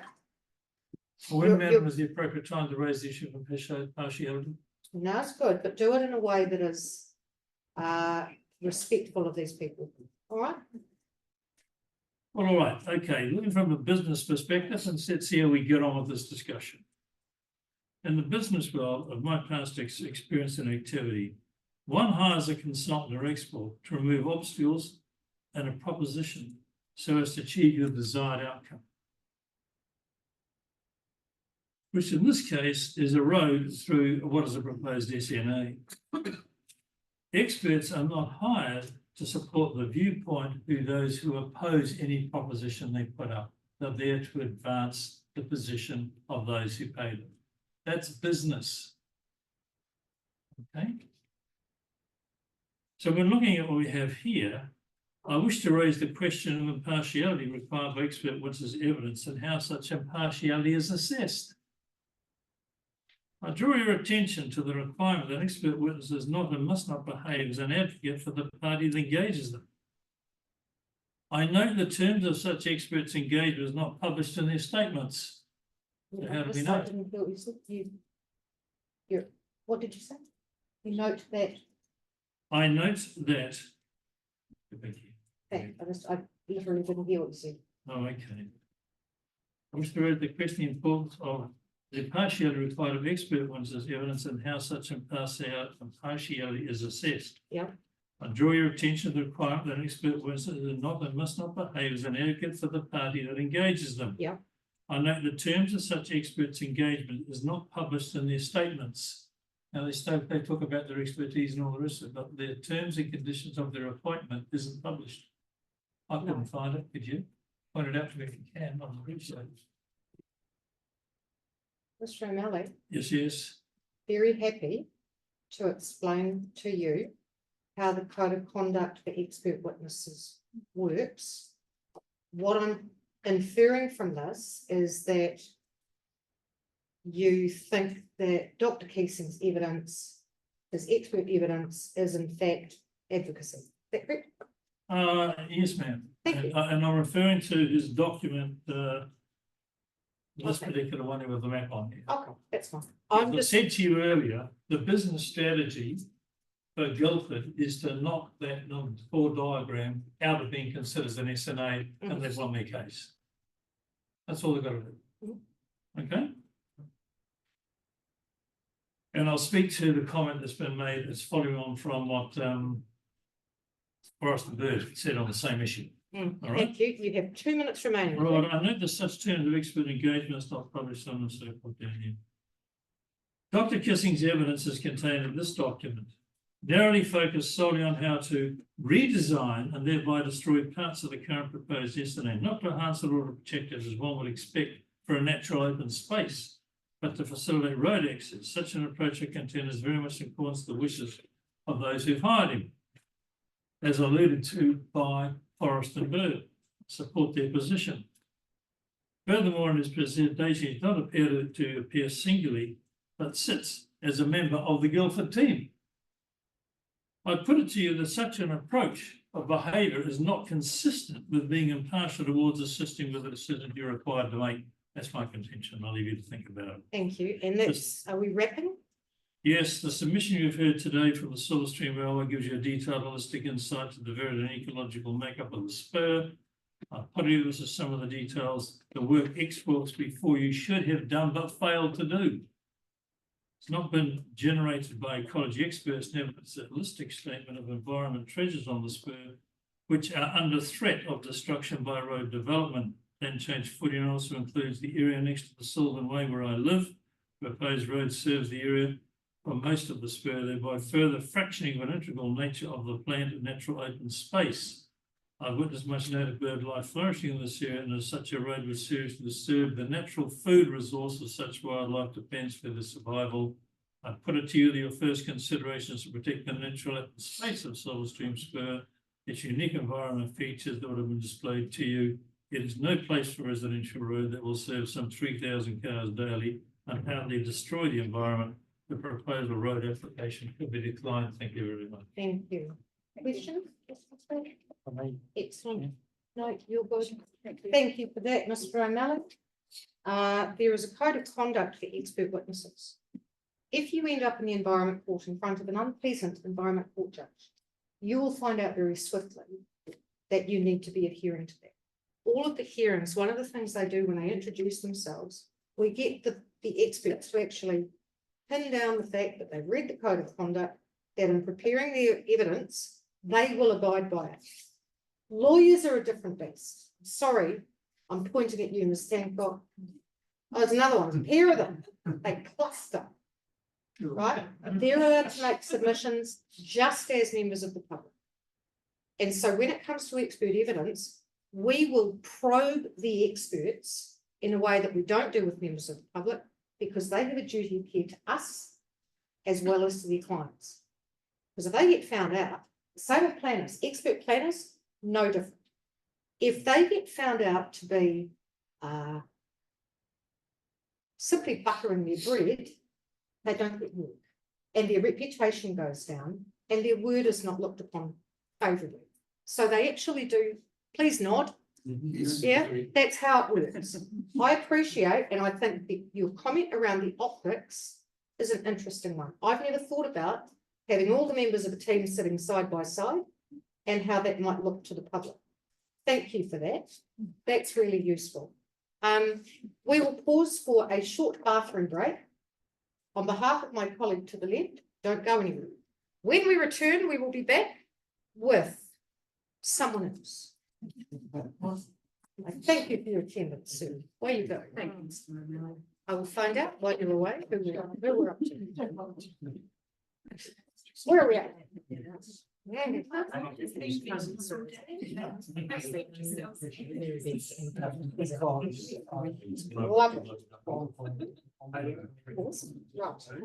so in terms of Hayley. Oh, I'm sorry, I beg your pardon. Yep.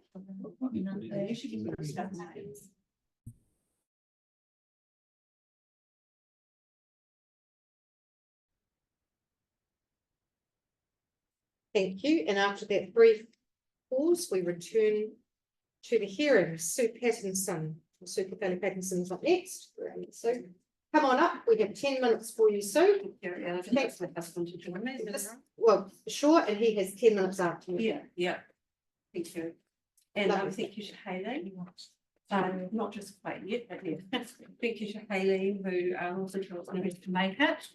I got back from Palmerston North, I think, without any speeding tickets in time. Oh, well done. Always encouraging. You have to tell me your secrets sometime.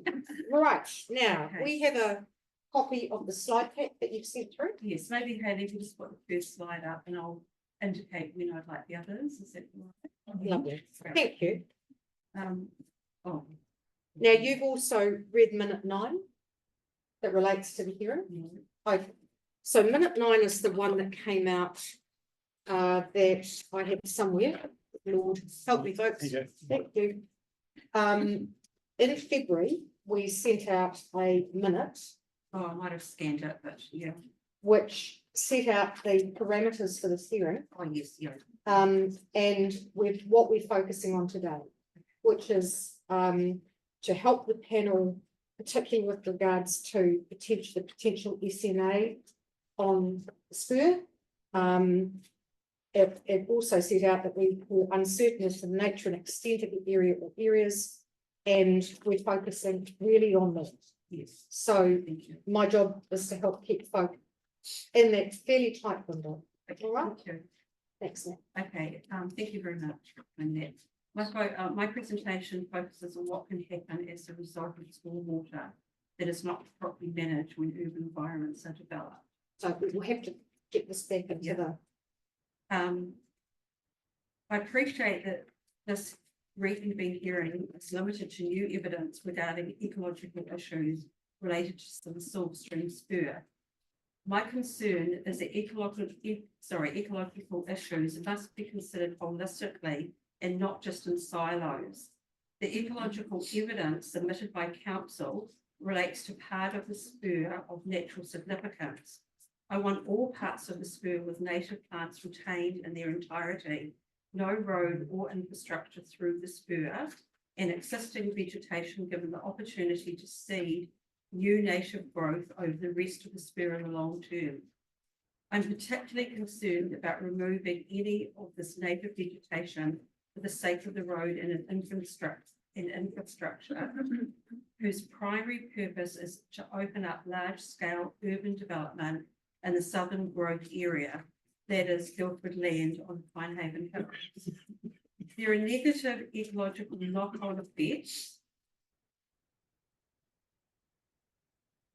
should such a road and development be permitted to occur before the flawed Pinehaven flood maps are rectified.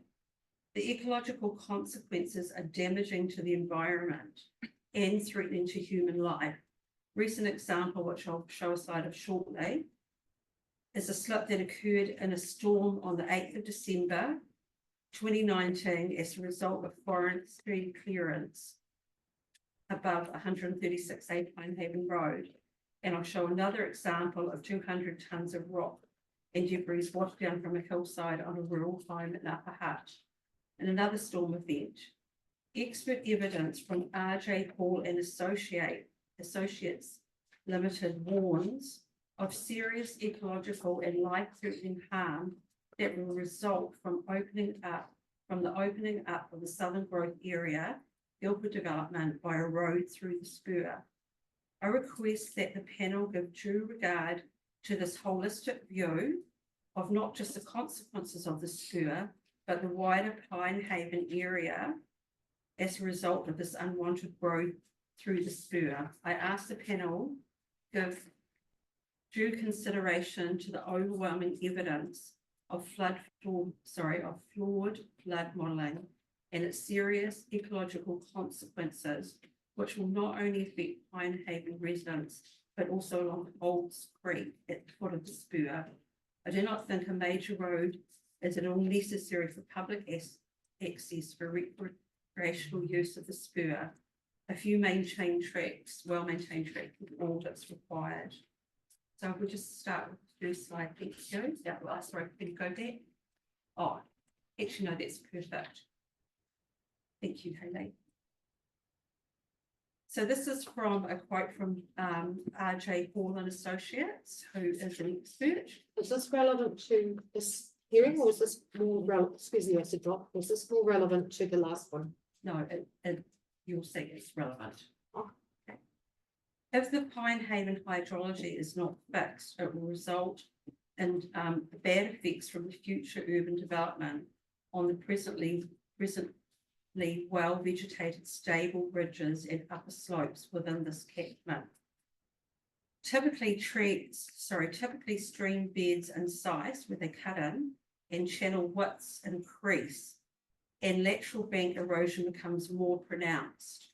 If these effects were to arise in the Pinehaven stream's upper reaches, then both the erosion products and riparian vegetation destabilized by the lateral bank erosion will tend to accumulate in the upper reaches and be periodically swept out in subsequent rainstorms.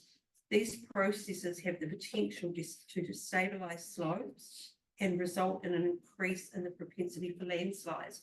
Also, too, we looked at that natural habitation that was shown. You can forget about protecting that. That also just gets swept out and destroyed as well. Thank you, Hayley. Ecological well-being. I think we've got the purpose of the road. Yeah. The road isn't needed. It's not needed in the growth strategy. Go over to the next slide, thank you.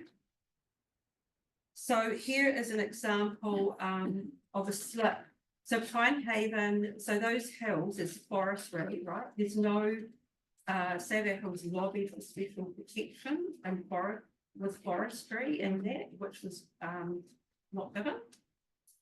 Because it's above an urban area.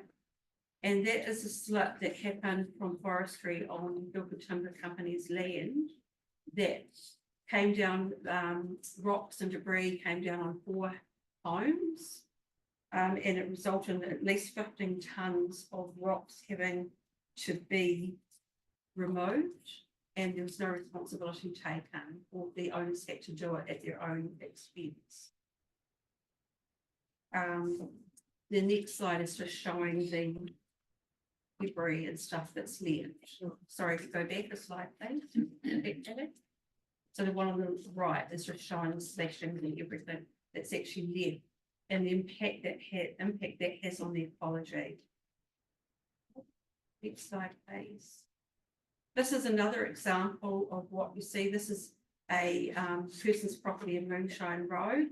And it's just paddock. It's a lovely, like 10-acre block land, and forestry got cleared. So their front yard and their backyard turns into a river, and they had to get rid of 200 tons of rock from one storm.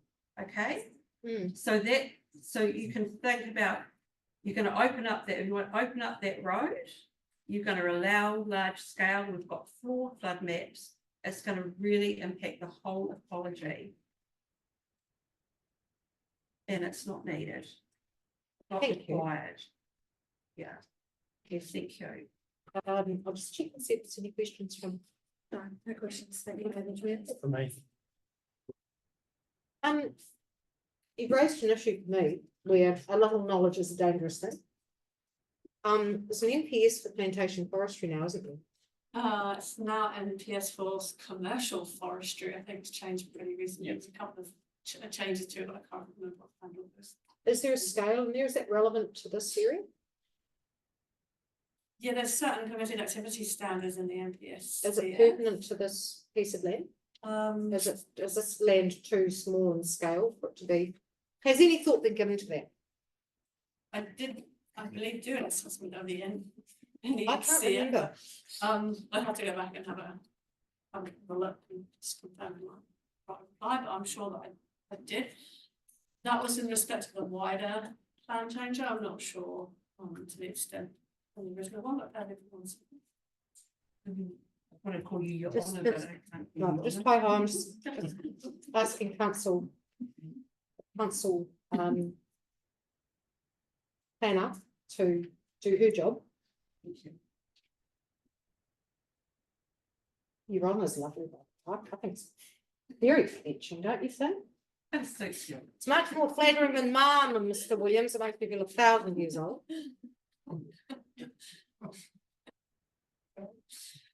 No, it's interesting because obviously the NPS, it tends to trump, what's in district plans anyway. Just trying to find an appropriate section of the section. Oh, perhaps don't scamper on it now. Just maybe, you don't happen to have that in bag of tricks, do you? I know a little bit about it. Is it relevant?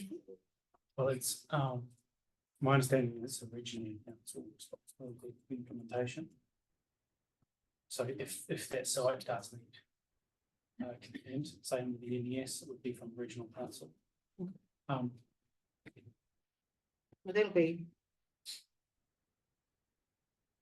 Thank you for that. That's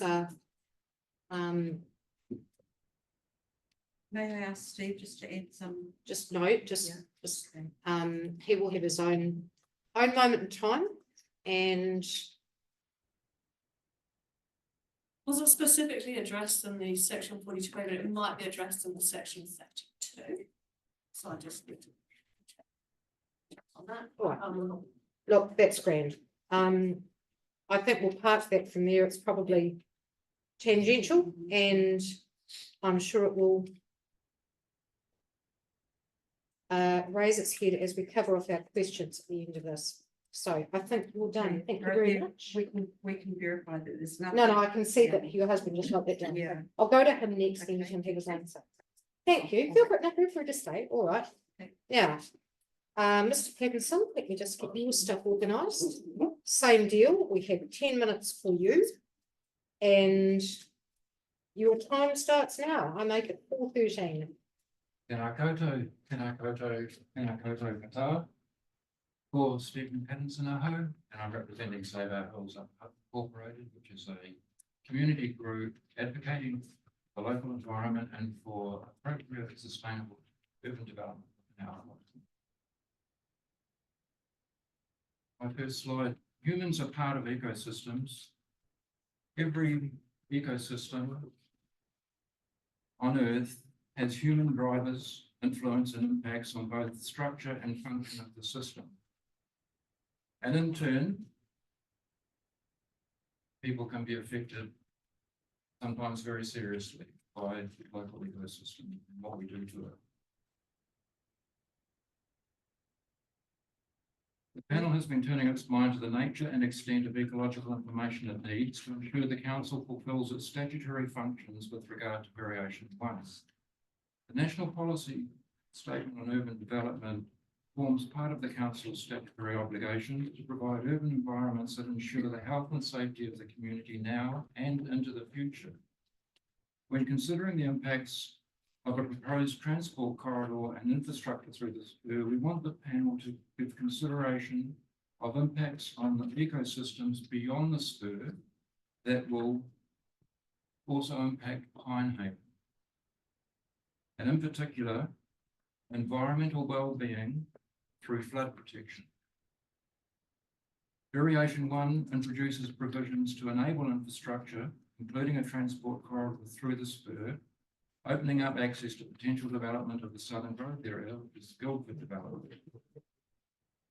This plan, recent plan by Guildford Timber Company, shows the proposed transport corridor meandering up through the spur. Which slide are you speaking to? Yeah, sorry, This it's one? still this one. Thank you, Yeah. Hayley. Yes, this plan here. No, that's fine. I'm just Yes. asking because I don't have a copy of what you're reading from. So, Oh, sure. all right. Thank you. Carry on.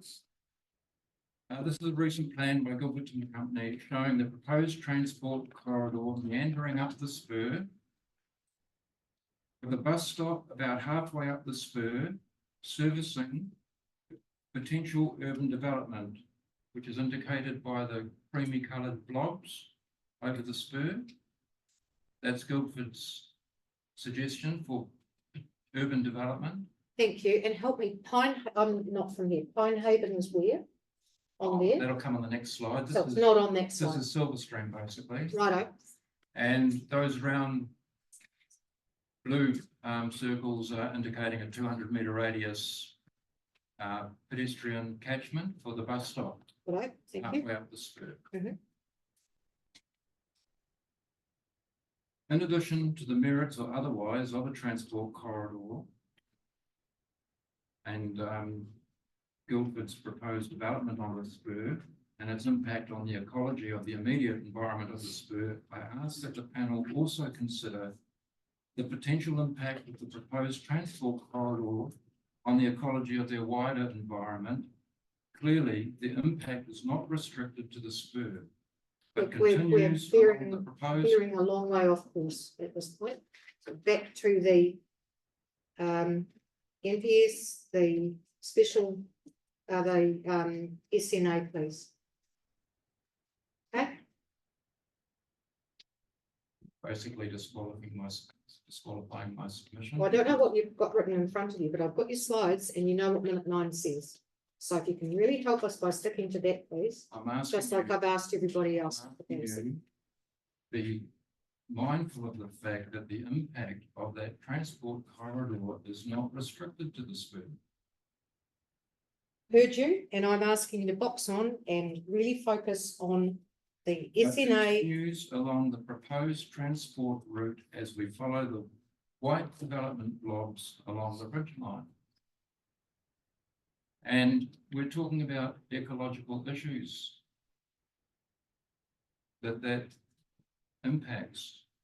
Next slide, please. Let's be very clear. The ecological issues that the panel has specifically reconvened this hearing for relate to the SNA areas on the top of the spur. We are not getting into the wider transport catchment. We're not getting into flood management. We're not getting into natural hazards. All of those things are subject to other hearings. It will be very helpful if you can focus your knowledge and provide your local submissions based on this. So let's carry on. Ms. Wells, I'm grateful that you're leading this hearing. Thank you. Let's carry on. Been very well led. And what I'm asking you to consider, it's not just about the spur. You have There are 5 minutes, Mr. ecological Patterson. impacts. Come on, let's There get are back. whatever the decision that comes out of this hearing about a road transport corridor through the spur, there are ecological impacts way beyond the spur and affecting communities of people who are part of this ecosystem. The ecosystem is not limited to silos on the spur. However, today's hearing is. So let's get back to this hearing, which is what is set out in minute 9. Mr. Patterson. I cannot accept that. We All have right. been to every hearing possible, and as far as we can tell, just last week, Radio New Zealand news item Okay. said. Off topic, please help me here. Love to hear you on this topic, but Mr. Patterson, I'm not here to go around this with you. So are we talking about this? Does Or that not look like an ecological impact to you? That slide? That happened in Pinehaven lovely, after harvesting of pine trees in the 1976. 70s. Okay, lovely, It happened in my street right? in Elmsley Road. Fortunately, nobody was hurt. It happened as a result of slashings building up 6 meters high in a gully against standing pines, Right. which eventually gave way and charged down over the road around that house Okay, on the other side of the road. lovely. Now, a similar thing happened in 1975 in South Canterbury. A debris dam burst, 4 lives were lost, 3 of those were children. All right. Can we go to the next slide, please? Right, what's Here's this the one? other half of, What's this one telling us? there's the other half of Guildford's proposed development along the ridge. Yep. Impacting, in this case, Pinehaven. You can see Pinehaven Road. A lot of the land from that development will come down into Pinehaven Road, and other will come down into Elmsley Road, the catchment, the development at the top. Just help me here. You know that I'm not good with maths. You will have figured this out by now. If my drawing hasn't persuaded you of that, nothing else will. Where is this in connection to the spur? See that photo on the right? Yep. That's from Guildford's website. That's looking. That's from the ridge in the map. Yeah. In the centre bottom, looking down Pinehaven Road. And where is, I just lost my orientation again, sorry. Where is the spur land on that map? If you go back 2 slides, we're looking at, that's the. So it's off to the left. One half and the other half. Gotcha. There's So the that's, other half. gotcha, thank you.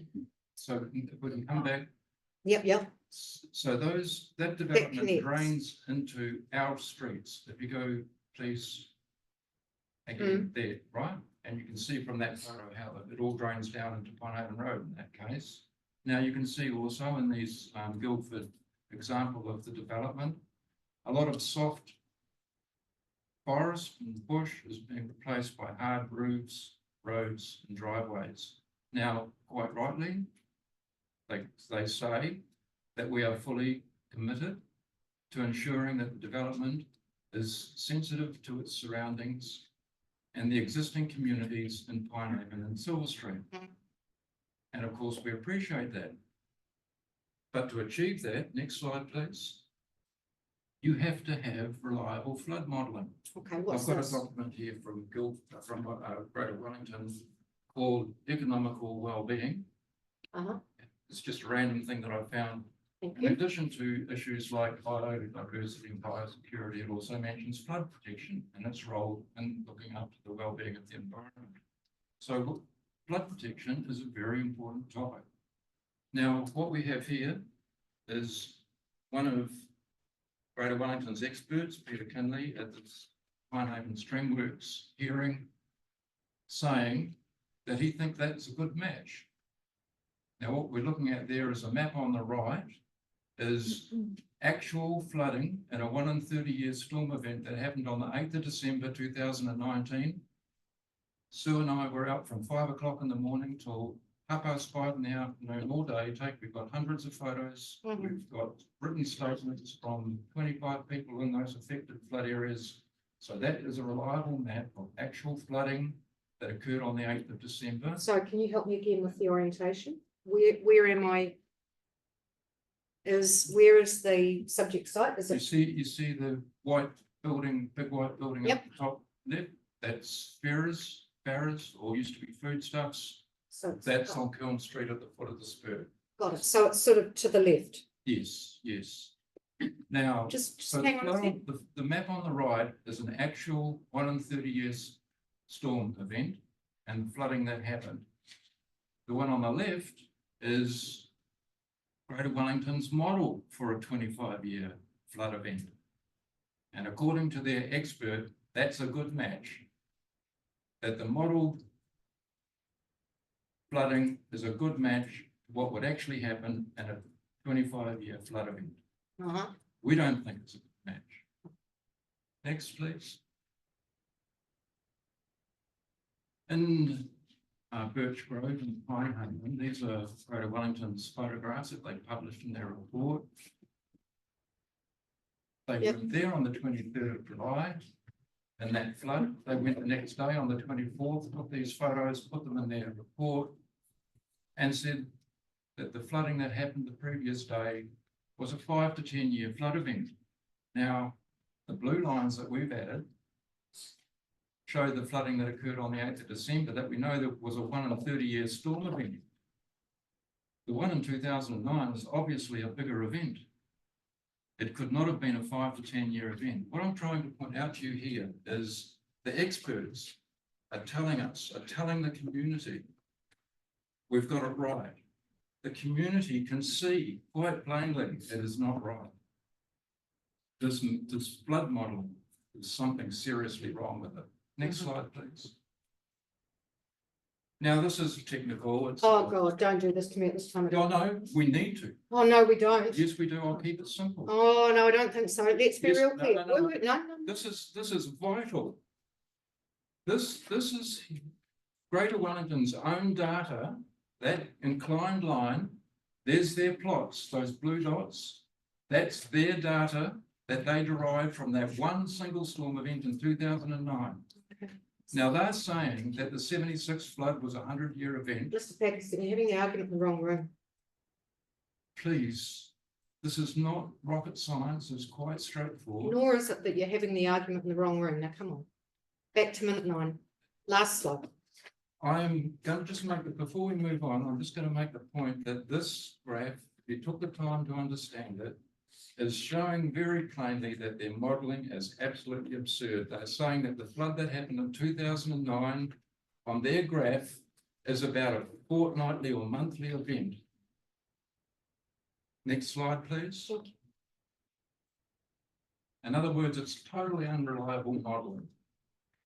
And here we know why now. We never knew this at previous hearings, but we know now because we got this sort of Official Information Act request. That email chain on the left is telling us that the baseline flood model is representing the forested hills as if they're already developed. It's as simple as that. And that means that the modelling is going to mask. When this model is used to assess future development on the Pinehaven Bridge by Guildford in the Southern Growth area for hydraulic neutrality, it will not happen. Hydraulic neutrality will not happen because the current model is already modelled in a way that it's already got that development on it. Well, it's good that you've OIA'd that. I think it's 2015, is it? That email. Yes, that was, this email is by the flood mapping auditor. Good. So that will give you good, a And good he piece of found- information to present to the natural hazards hearing. We have been, I'm sorry, I don't know whether to call you Mrs. or Ms, what do you prefer? Well, at this time of day, Sue. well, I was quite enjoying your honour. Yeah. But I'm probably not. Your Honour? No, don't do that. No, look, thank you. And I do appreciate, Mr. Patterson, that it's, it's an ongoing issue.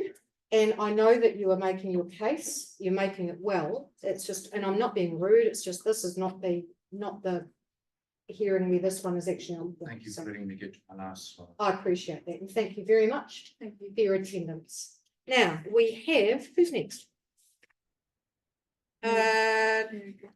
Tony is not speaking, Mary Beth, and then Pat Van Berkel. Right, now, come on up, Mary Beth.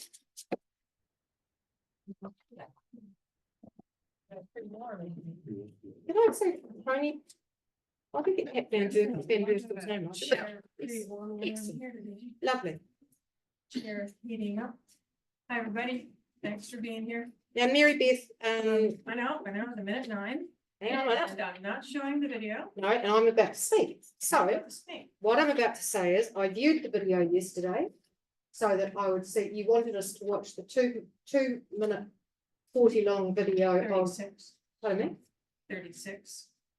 It's actually 40 on my Vimeo player, but I'll take the word for it, of Silver Stream Forest. In my terminology, we would call that a sizzle video. Sorry, you're correct. 240. Which was about it was a promotional video. So noted, we get it. Today, we're really focused on this one little. Yeah. So, Yeah. thank you, appreciate So I that. put out that section, but Sweet, thank you. there are a couple of decisions. I'm just going to try to speak from the heart a little bit, if that's all right. That's fine, And- but don't be cross with me if I say, as I just did. It takes a lot more than that. So speak from the heart and also endorse what's come before me from the public on their level. And part of the, the development strategy, future development strategy. And I just want to say this because I really like what it says. And it talks about, one of the questions from Greater Wellington was, shall we protect what we love? Right? And, of course we should. The question was, do you support our proposed approach to protect the areas we love? We love the Silver Stream Spur. It has amenity values for us. And sadly, council decided not to go further with the special amenity landscapes in their district plan. And that's just another contentious issue. I was on the group and I disagree with the reason that they abandoned it, because when you come into Upper Hutt and you see this spur, you kind of go, oh, that's great. And special amenity is geographical, but it's also emotive. It's the land we love. It's the land that we identify with in our area. And so that's the thing. But so do you support our proposed approach to protect the areas we love? Ask Greater Wellington. Where are we? We're on page 4. Thank you. Sorry. On the future development strategy consultation, one submitter wrote. Oh, back- go back, please. Go back to the top of the page. You missed it. Page 4? Right. Yeah. Talk to us about the national policy statement on Indigenous biodiversity and it providing Richland councils to protect, maintain and restore Indigenous biodiversity, blah, blah. Now, what is it that you want us to focus on? What page are you? You're page 4. Yeah, no, I'm down at the bottom. I'm down at the very bottom. It's just, I just wanted to make a comment about what one submitter put forward about, do we want to protect the areas we love? Okay, All right. and this submitter said, totally agree. We must protect what we love. We also must protect what protects us. And that's biodiversity. The clean air, the water, the biodiversity, the food producing land, the cultural sites is vital for well-being.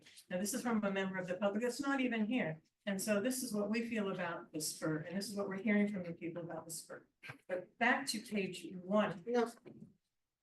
Okay, we love it.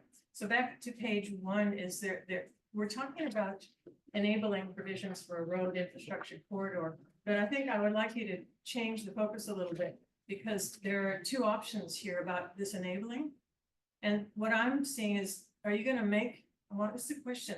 Are you gonna make a recommendation that will enable a private developer to knowingly harm regenerating biodiversity on publicly owned land for private financial gain?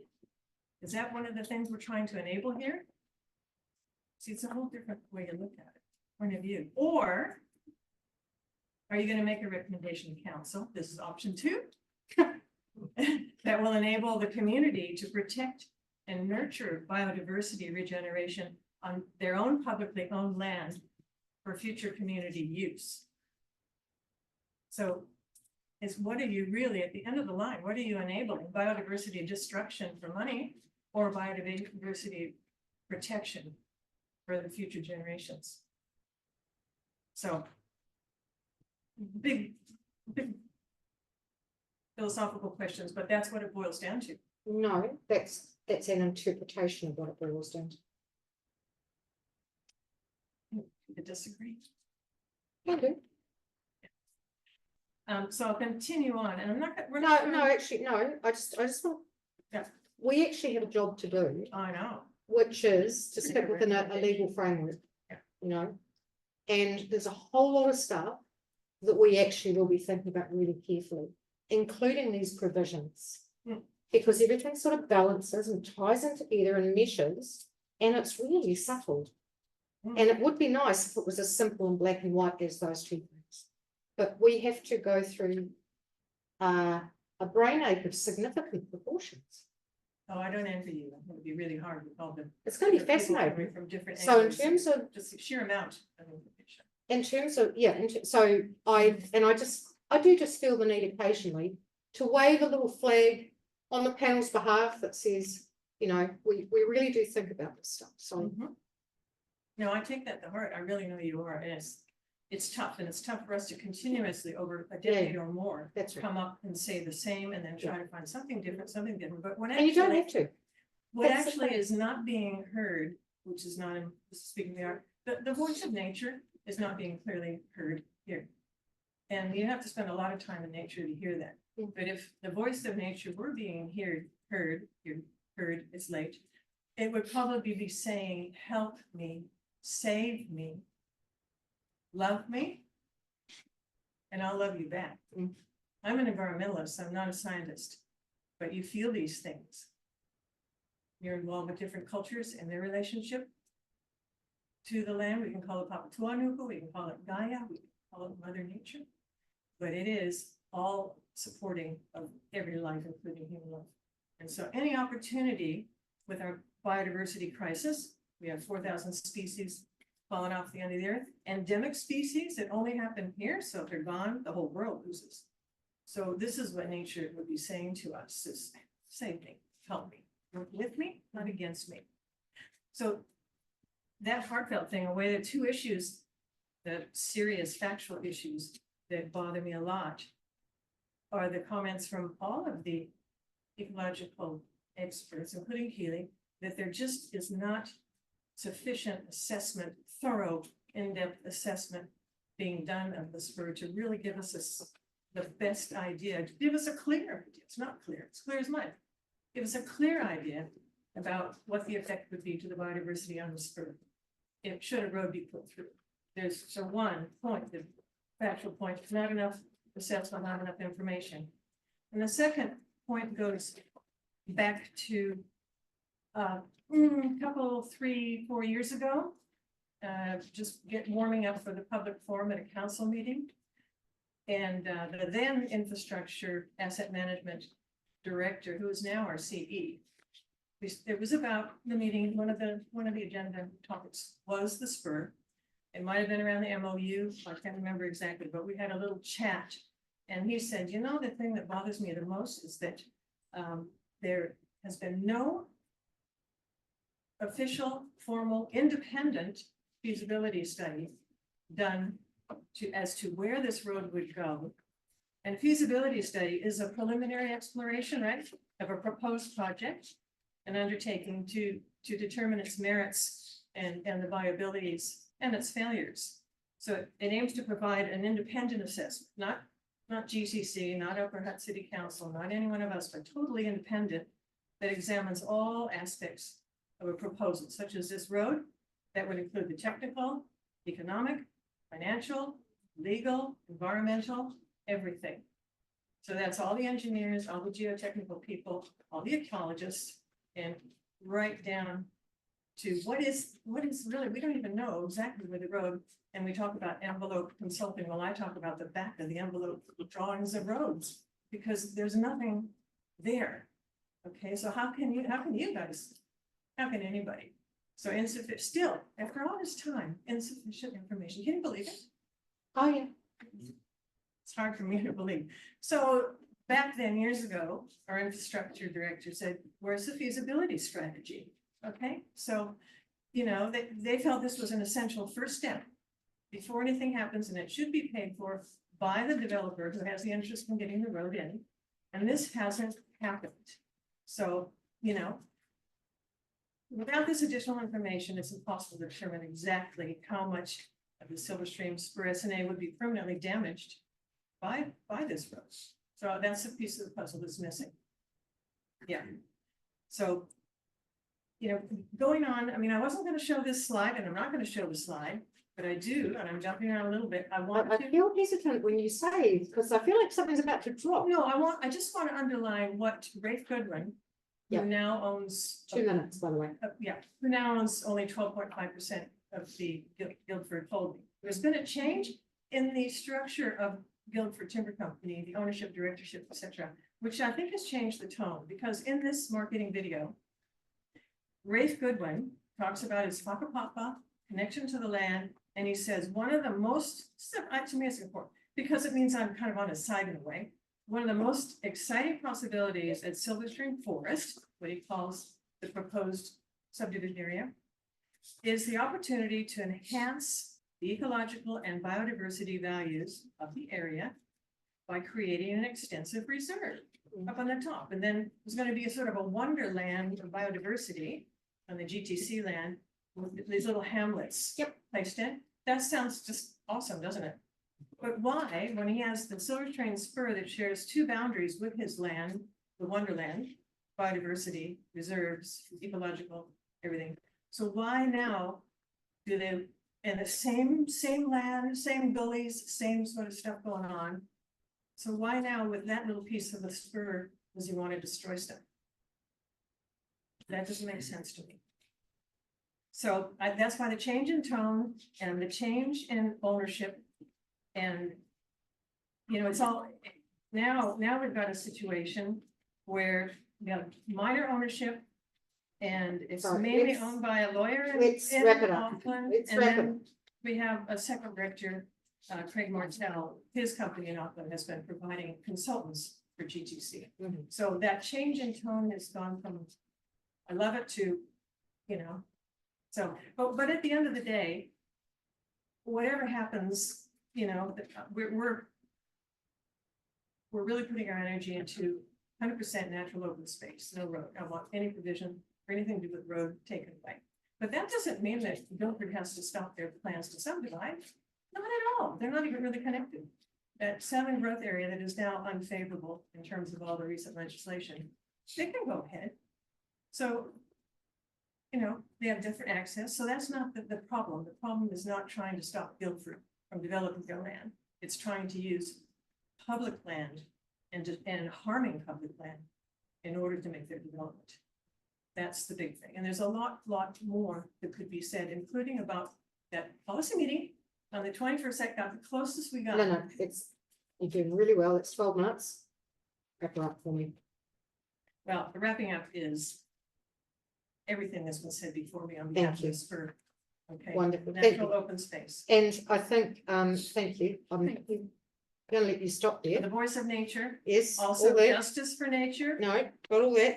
But thank you also for that, the commentary around the lack of certainty. That's helpful. No, I don't feel the need for it. Sometimes I get to have the last one. It's very rare, even though I live alone. You're doing so well, Sue. It's unbelievable. This is a job that you've been tasked with. Excellent. Thank you. Yeah, all praise gratefully received. We pay extra You for that. got my submission there. We have it.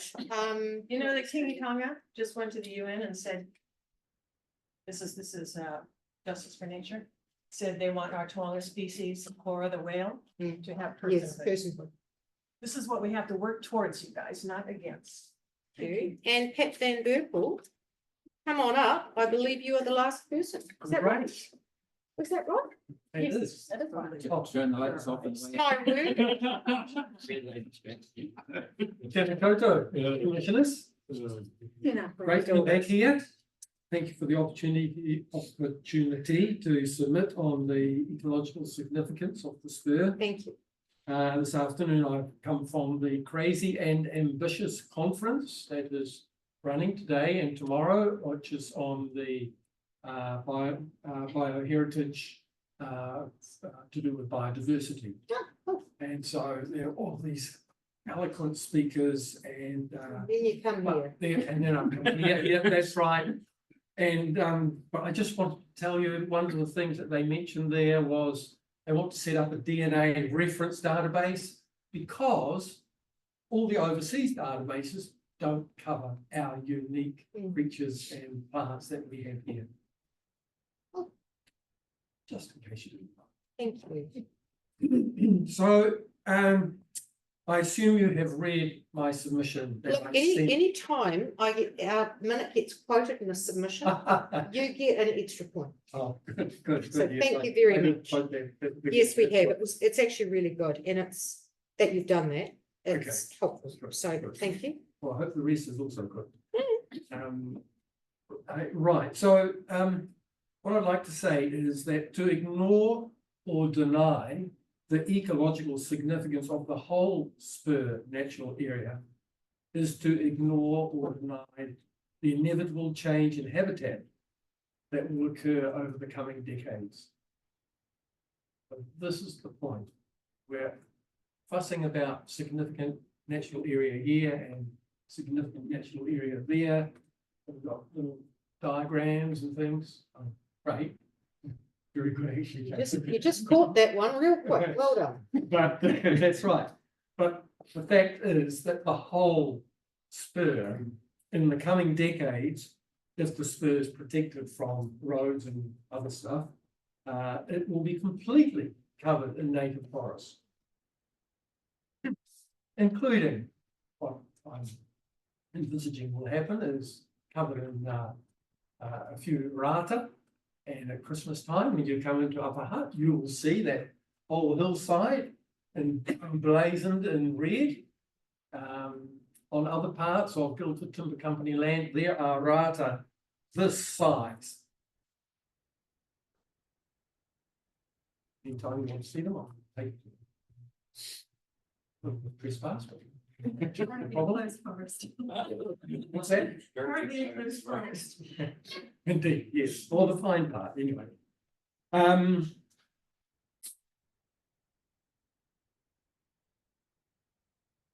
And not only rata, moko moko, weta, kaura, maybe peka peka. So sure about that. What's What we peka? do, What's bats. Bats. But what we do know is that kiwi are already just a few kilometers away from the spur.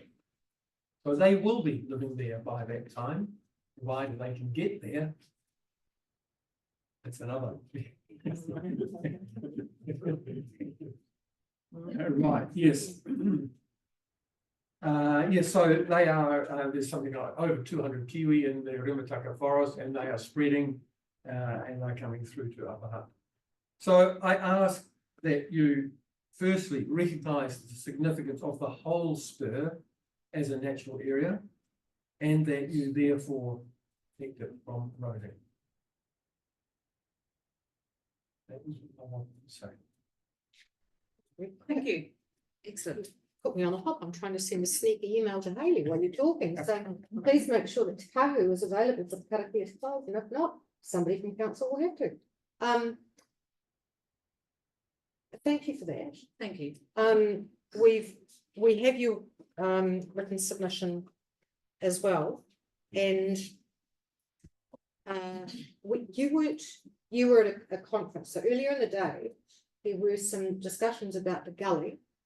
I think that very crude drawing on the right-hand side, crudely, crude's the right word, isn't it? That rough drawing on the right-hand side, the gully that's in red at the top, I think there's been some movement in terms of thought process around that. And the little table on the side there are a couple of other bits at the bottom, areas 4 and 5, where there's still considerable divergence between the two expert witnesses from an ecology perspective. So yeah, it's definitely been an interesting day, so thank you. Well, as I have said in what I've written to you and what I've just said to you now, is the rest of it should also be considered significant. Yeah, understand. Because it is. Thank you. Thank you. Thank you for that. Thank you. Now, just when you thought you were done. Yeah. You're not. So, no, you are. Oh, yeah. But, so, right. Now, I would like to invite some comment. Having had the benefit of listening to the submitters, firstly from Dr. Keesing, then from Mr. Goldwater, and then from you, Suzanne, as to whether or not you feel as if you are in a position, in a place in your head where you've had sufficient chance to reflect on and I'm going to start to talk. So I'll just poke off for a second. Dr. Keesing, do you like to come up to the table? Right, Hannah, Ms. Hancock? Oh, no, it's fine. Right, Dr. Keesing, welcome back. Now, you've been listening to the submitters today. Firstly, some overall feedback perhaps on the work that they've been doing. So, I mean, a lot of them have taken a lot of hard work to walk all through there. And I appreciated the photographs and things. And if I was to go into it, I'd have a range of commentary about the usefulness of that, but it all has some use. And the evidence presented has supported and persuaded me in terms of our Valley 3-hour red area, which I had walked through but not been through thoroughly. That information assisted me in saying, yeah, I think that is meeting the representative criteria. The other information I saw, I am not convinced that either our blue area or Valley 1, although there are elements in there, is sufficient to meet any of the tests in the policy statement. The purest test. That's right. Let's call them that, the purest test. It's not about value, it's about the purest test that we as ecologists have to fit into.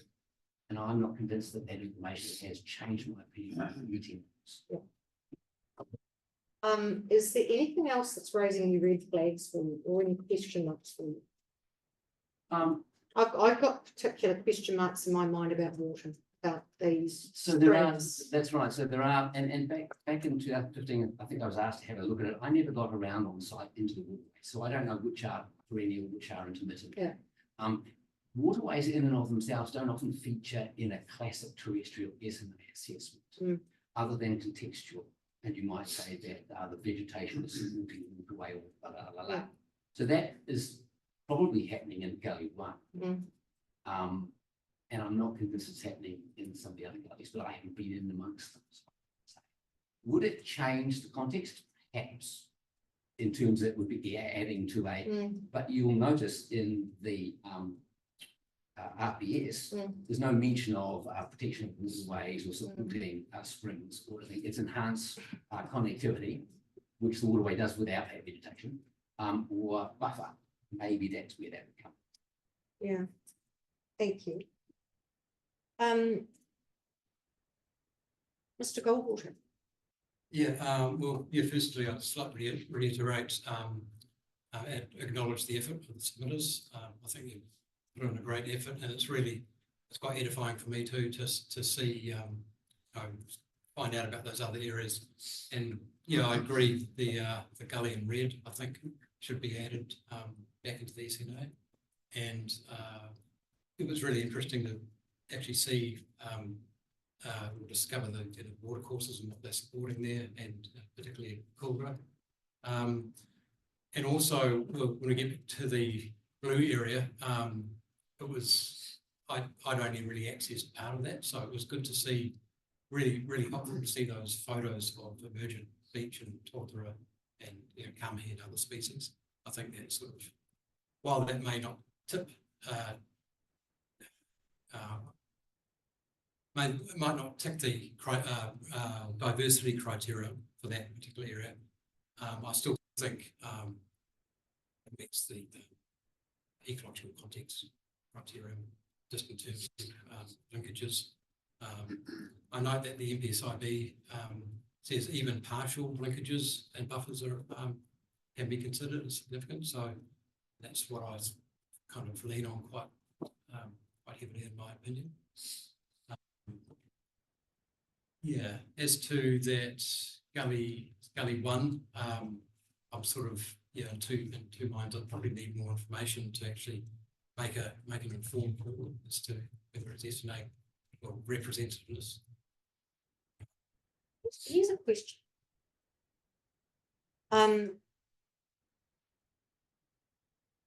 How confident should we be before we say something sexy?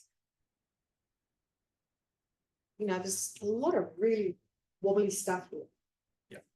What's the might even look at this tag, but we don't have another lawyer present. What's the, well, Mr. Musprat, who has in the past sat in a lot of hearings, is there case law on how certain one must be? No, I don't think there is. And some sites. Hancock, are you able to point me to any case law on? I can't think of anything off the top of my head. No, I There's can't. a civil burden in RMA proceedings. Pardon me? There's a civil burden of proof Yes, in RMA yes. proceedings, so that may assist you. But there's nothing more than that. Well, there may be some case law. It's not leaping out at me. No. I think for ecological context, some professional judgment is required. Is probably a bit more subjective. Whereas with rarity, if you find a moko or a barking gecko in that area of bush, you can say yes, it meets that criterion because it's a threatened species. Same with representativeness. Generally, I'm going to say this. Too subjective in that hierarchy. I am going to inject some very inappropriate rhetoric. This does not involve kidnapping one of those things from somebody else's land and putting it there. No Kura work. I know Gary's probably been done before. Gary's got a home base, I'm clear about that. Okay, so really the panel is still left with quite a shades of grey decision, isn't it? Yeah, to some degree. I mean, we have a different interpretation of that. I think part of that criterion. Also, yeah, it's not easy. It's not as clear cut as some of those other criteria. So. Yeah. Question? No, different thought bubble. Wondering whether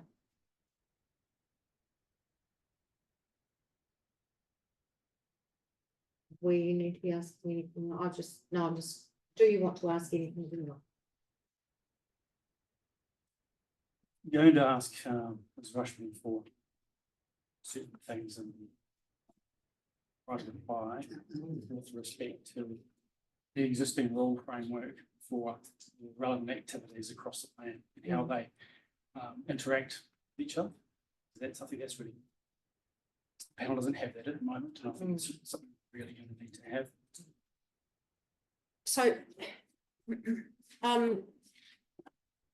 and perhaps rather than do that here, it would be better that the panel takes that offline, because we have already given a list which we need to update with the other, and we need to have a conversation as a panel about what, if any, other information we may need before we can make a confident recommendation.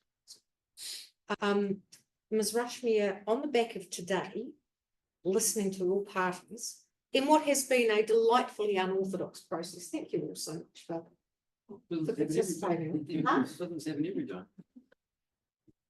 I actually didn't go to sleep.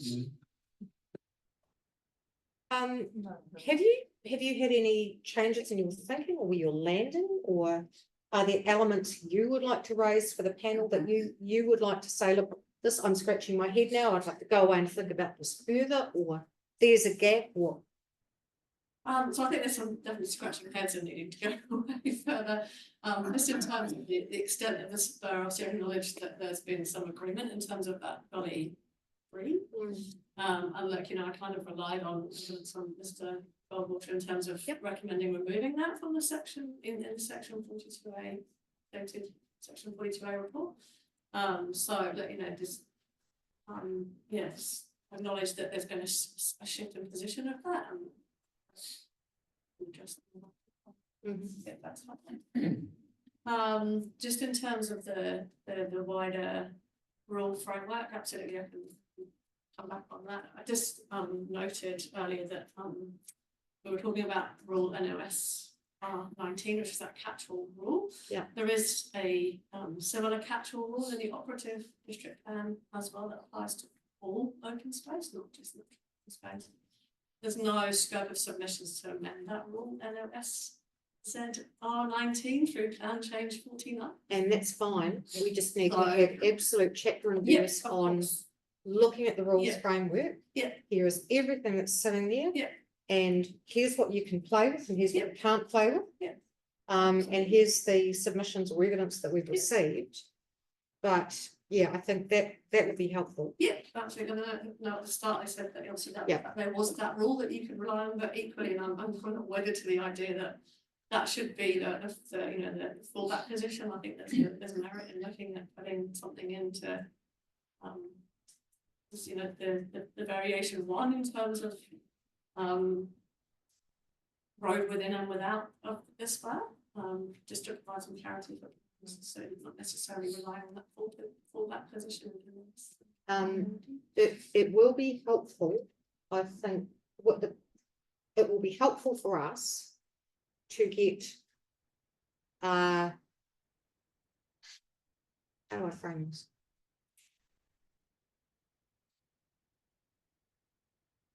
So there's a road, and then there's a road, and then there's a road, and then there's a road, right? Yeah. That's actually quite well done, isn't it? I think so. So what's probably not coming through quite yet is some of the nuancing around that. Yeah. Because it may even be that we're talking about, at the moment, there's no concept of enable an access road, enable a local road, enable a collector road, enable an arterial road. All of those things might need different triggers. I don't know. Or have different assessments. I don't know. But it's at the moment, it's kind of imagine something. Yeah. Well, I guess that would be the merit in having a discretion. But hey, it's just in terms of your table. Yeah. Now, Commissioner Cara France is going to raise something as well. Yeah. Thank you, Madam Chair.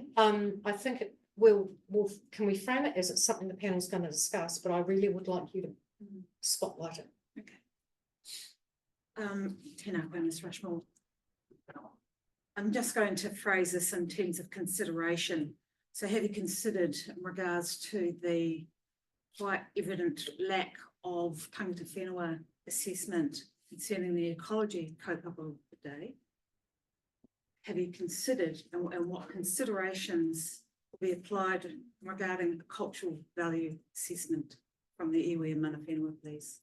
I haven't at this stage. It's definitely outside my area of expertise. So I think I probably need to consider how that might assist the cuddle and through the right of applying. Thank you. Are you satisfied with the response? Can I just say we're expecting you to have a conversation with iwi and mana whenua regards to providing a cultural values assessment. I think this is how we would need to work through quite carefully, because the temptation or the thing about these is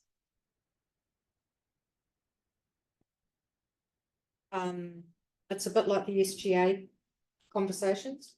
There are all these bubbles that touch on this, and it's such an ambiguous environment at the moment in terms of the law and everything else. And you've also got a rolling plan review. So you've got all these live chapters and you've got bits of work that are half going on. And I think it may be helpful to just give a bit, we'll talk about it. I mean, you've probably got stuff that's happened, we don't know, whatever. But some of these things, I think also it's just this mystifying absence of assessments of. It's quite clear there's a lack of evidence that supports tangata whenua perspective, cultural values in regards to site significance regarding this particular area and regarding the kaupapa of ecology from a Mātou Rangamaru perspective. It is quite clear that there's a lacking of evidence. That's not unique to this here. That's something that is probably Across the next plantains that we're progressing. yeah, and probably across the region. I don't know. So it's whether it's just one, whether it's I don't know. So yeah, right. May I ask a quick question of clarification for myself, please, in terms of right of reply? I know that there was two of us to start off with, one for the variation, one for plantation 49, with two rights of reply that we're coming back to. Would it be helpful, given that it's now me, to provide a combined right of reply? Or definitely. So we will take our conversations offline, right? The intention after this, unless the intention after this is that the panel will check that stuff. Not right now though, because tired panel.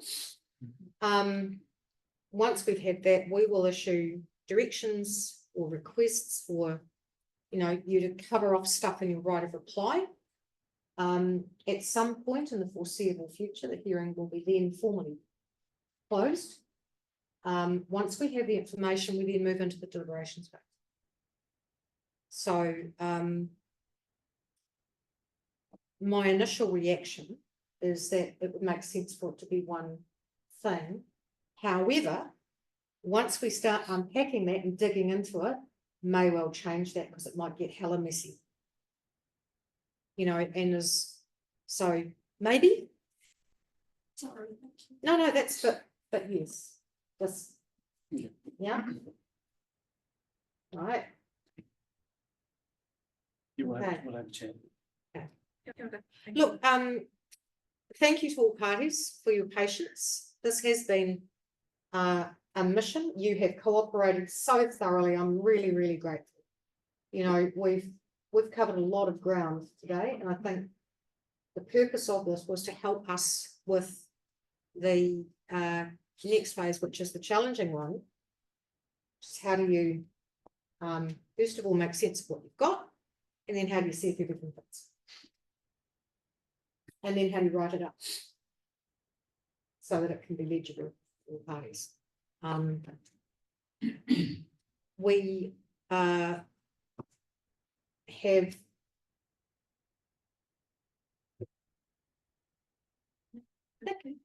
who's going to provide us with a quick effort. Sure. Tēnā anu tātou. Tēnā ai ka mihi atu mō te pai o tā tātou nohu tahi. Me te tā hua o ngā korero no reira e aku rangatira. Hoke pai atu ki o tātou tari ki o koutou kanga. Ki o koutou whanau. Ka te rā, tēnā koutou katoa. Kia ora. I greet us all and thank you for an excellent meeting and for the high quality of discussion. And on that note, my esteemed colleagues, may you return safely to your offices, to your homes, to your families. Thus, I greet you all. Kia ora. Kia ora. Thank you all. We need you. Ka pai.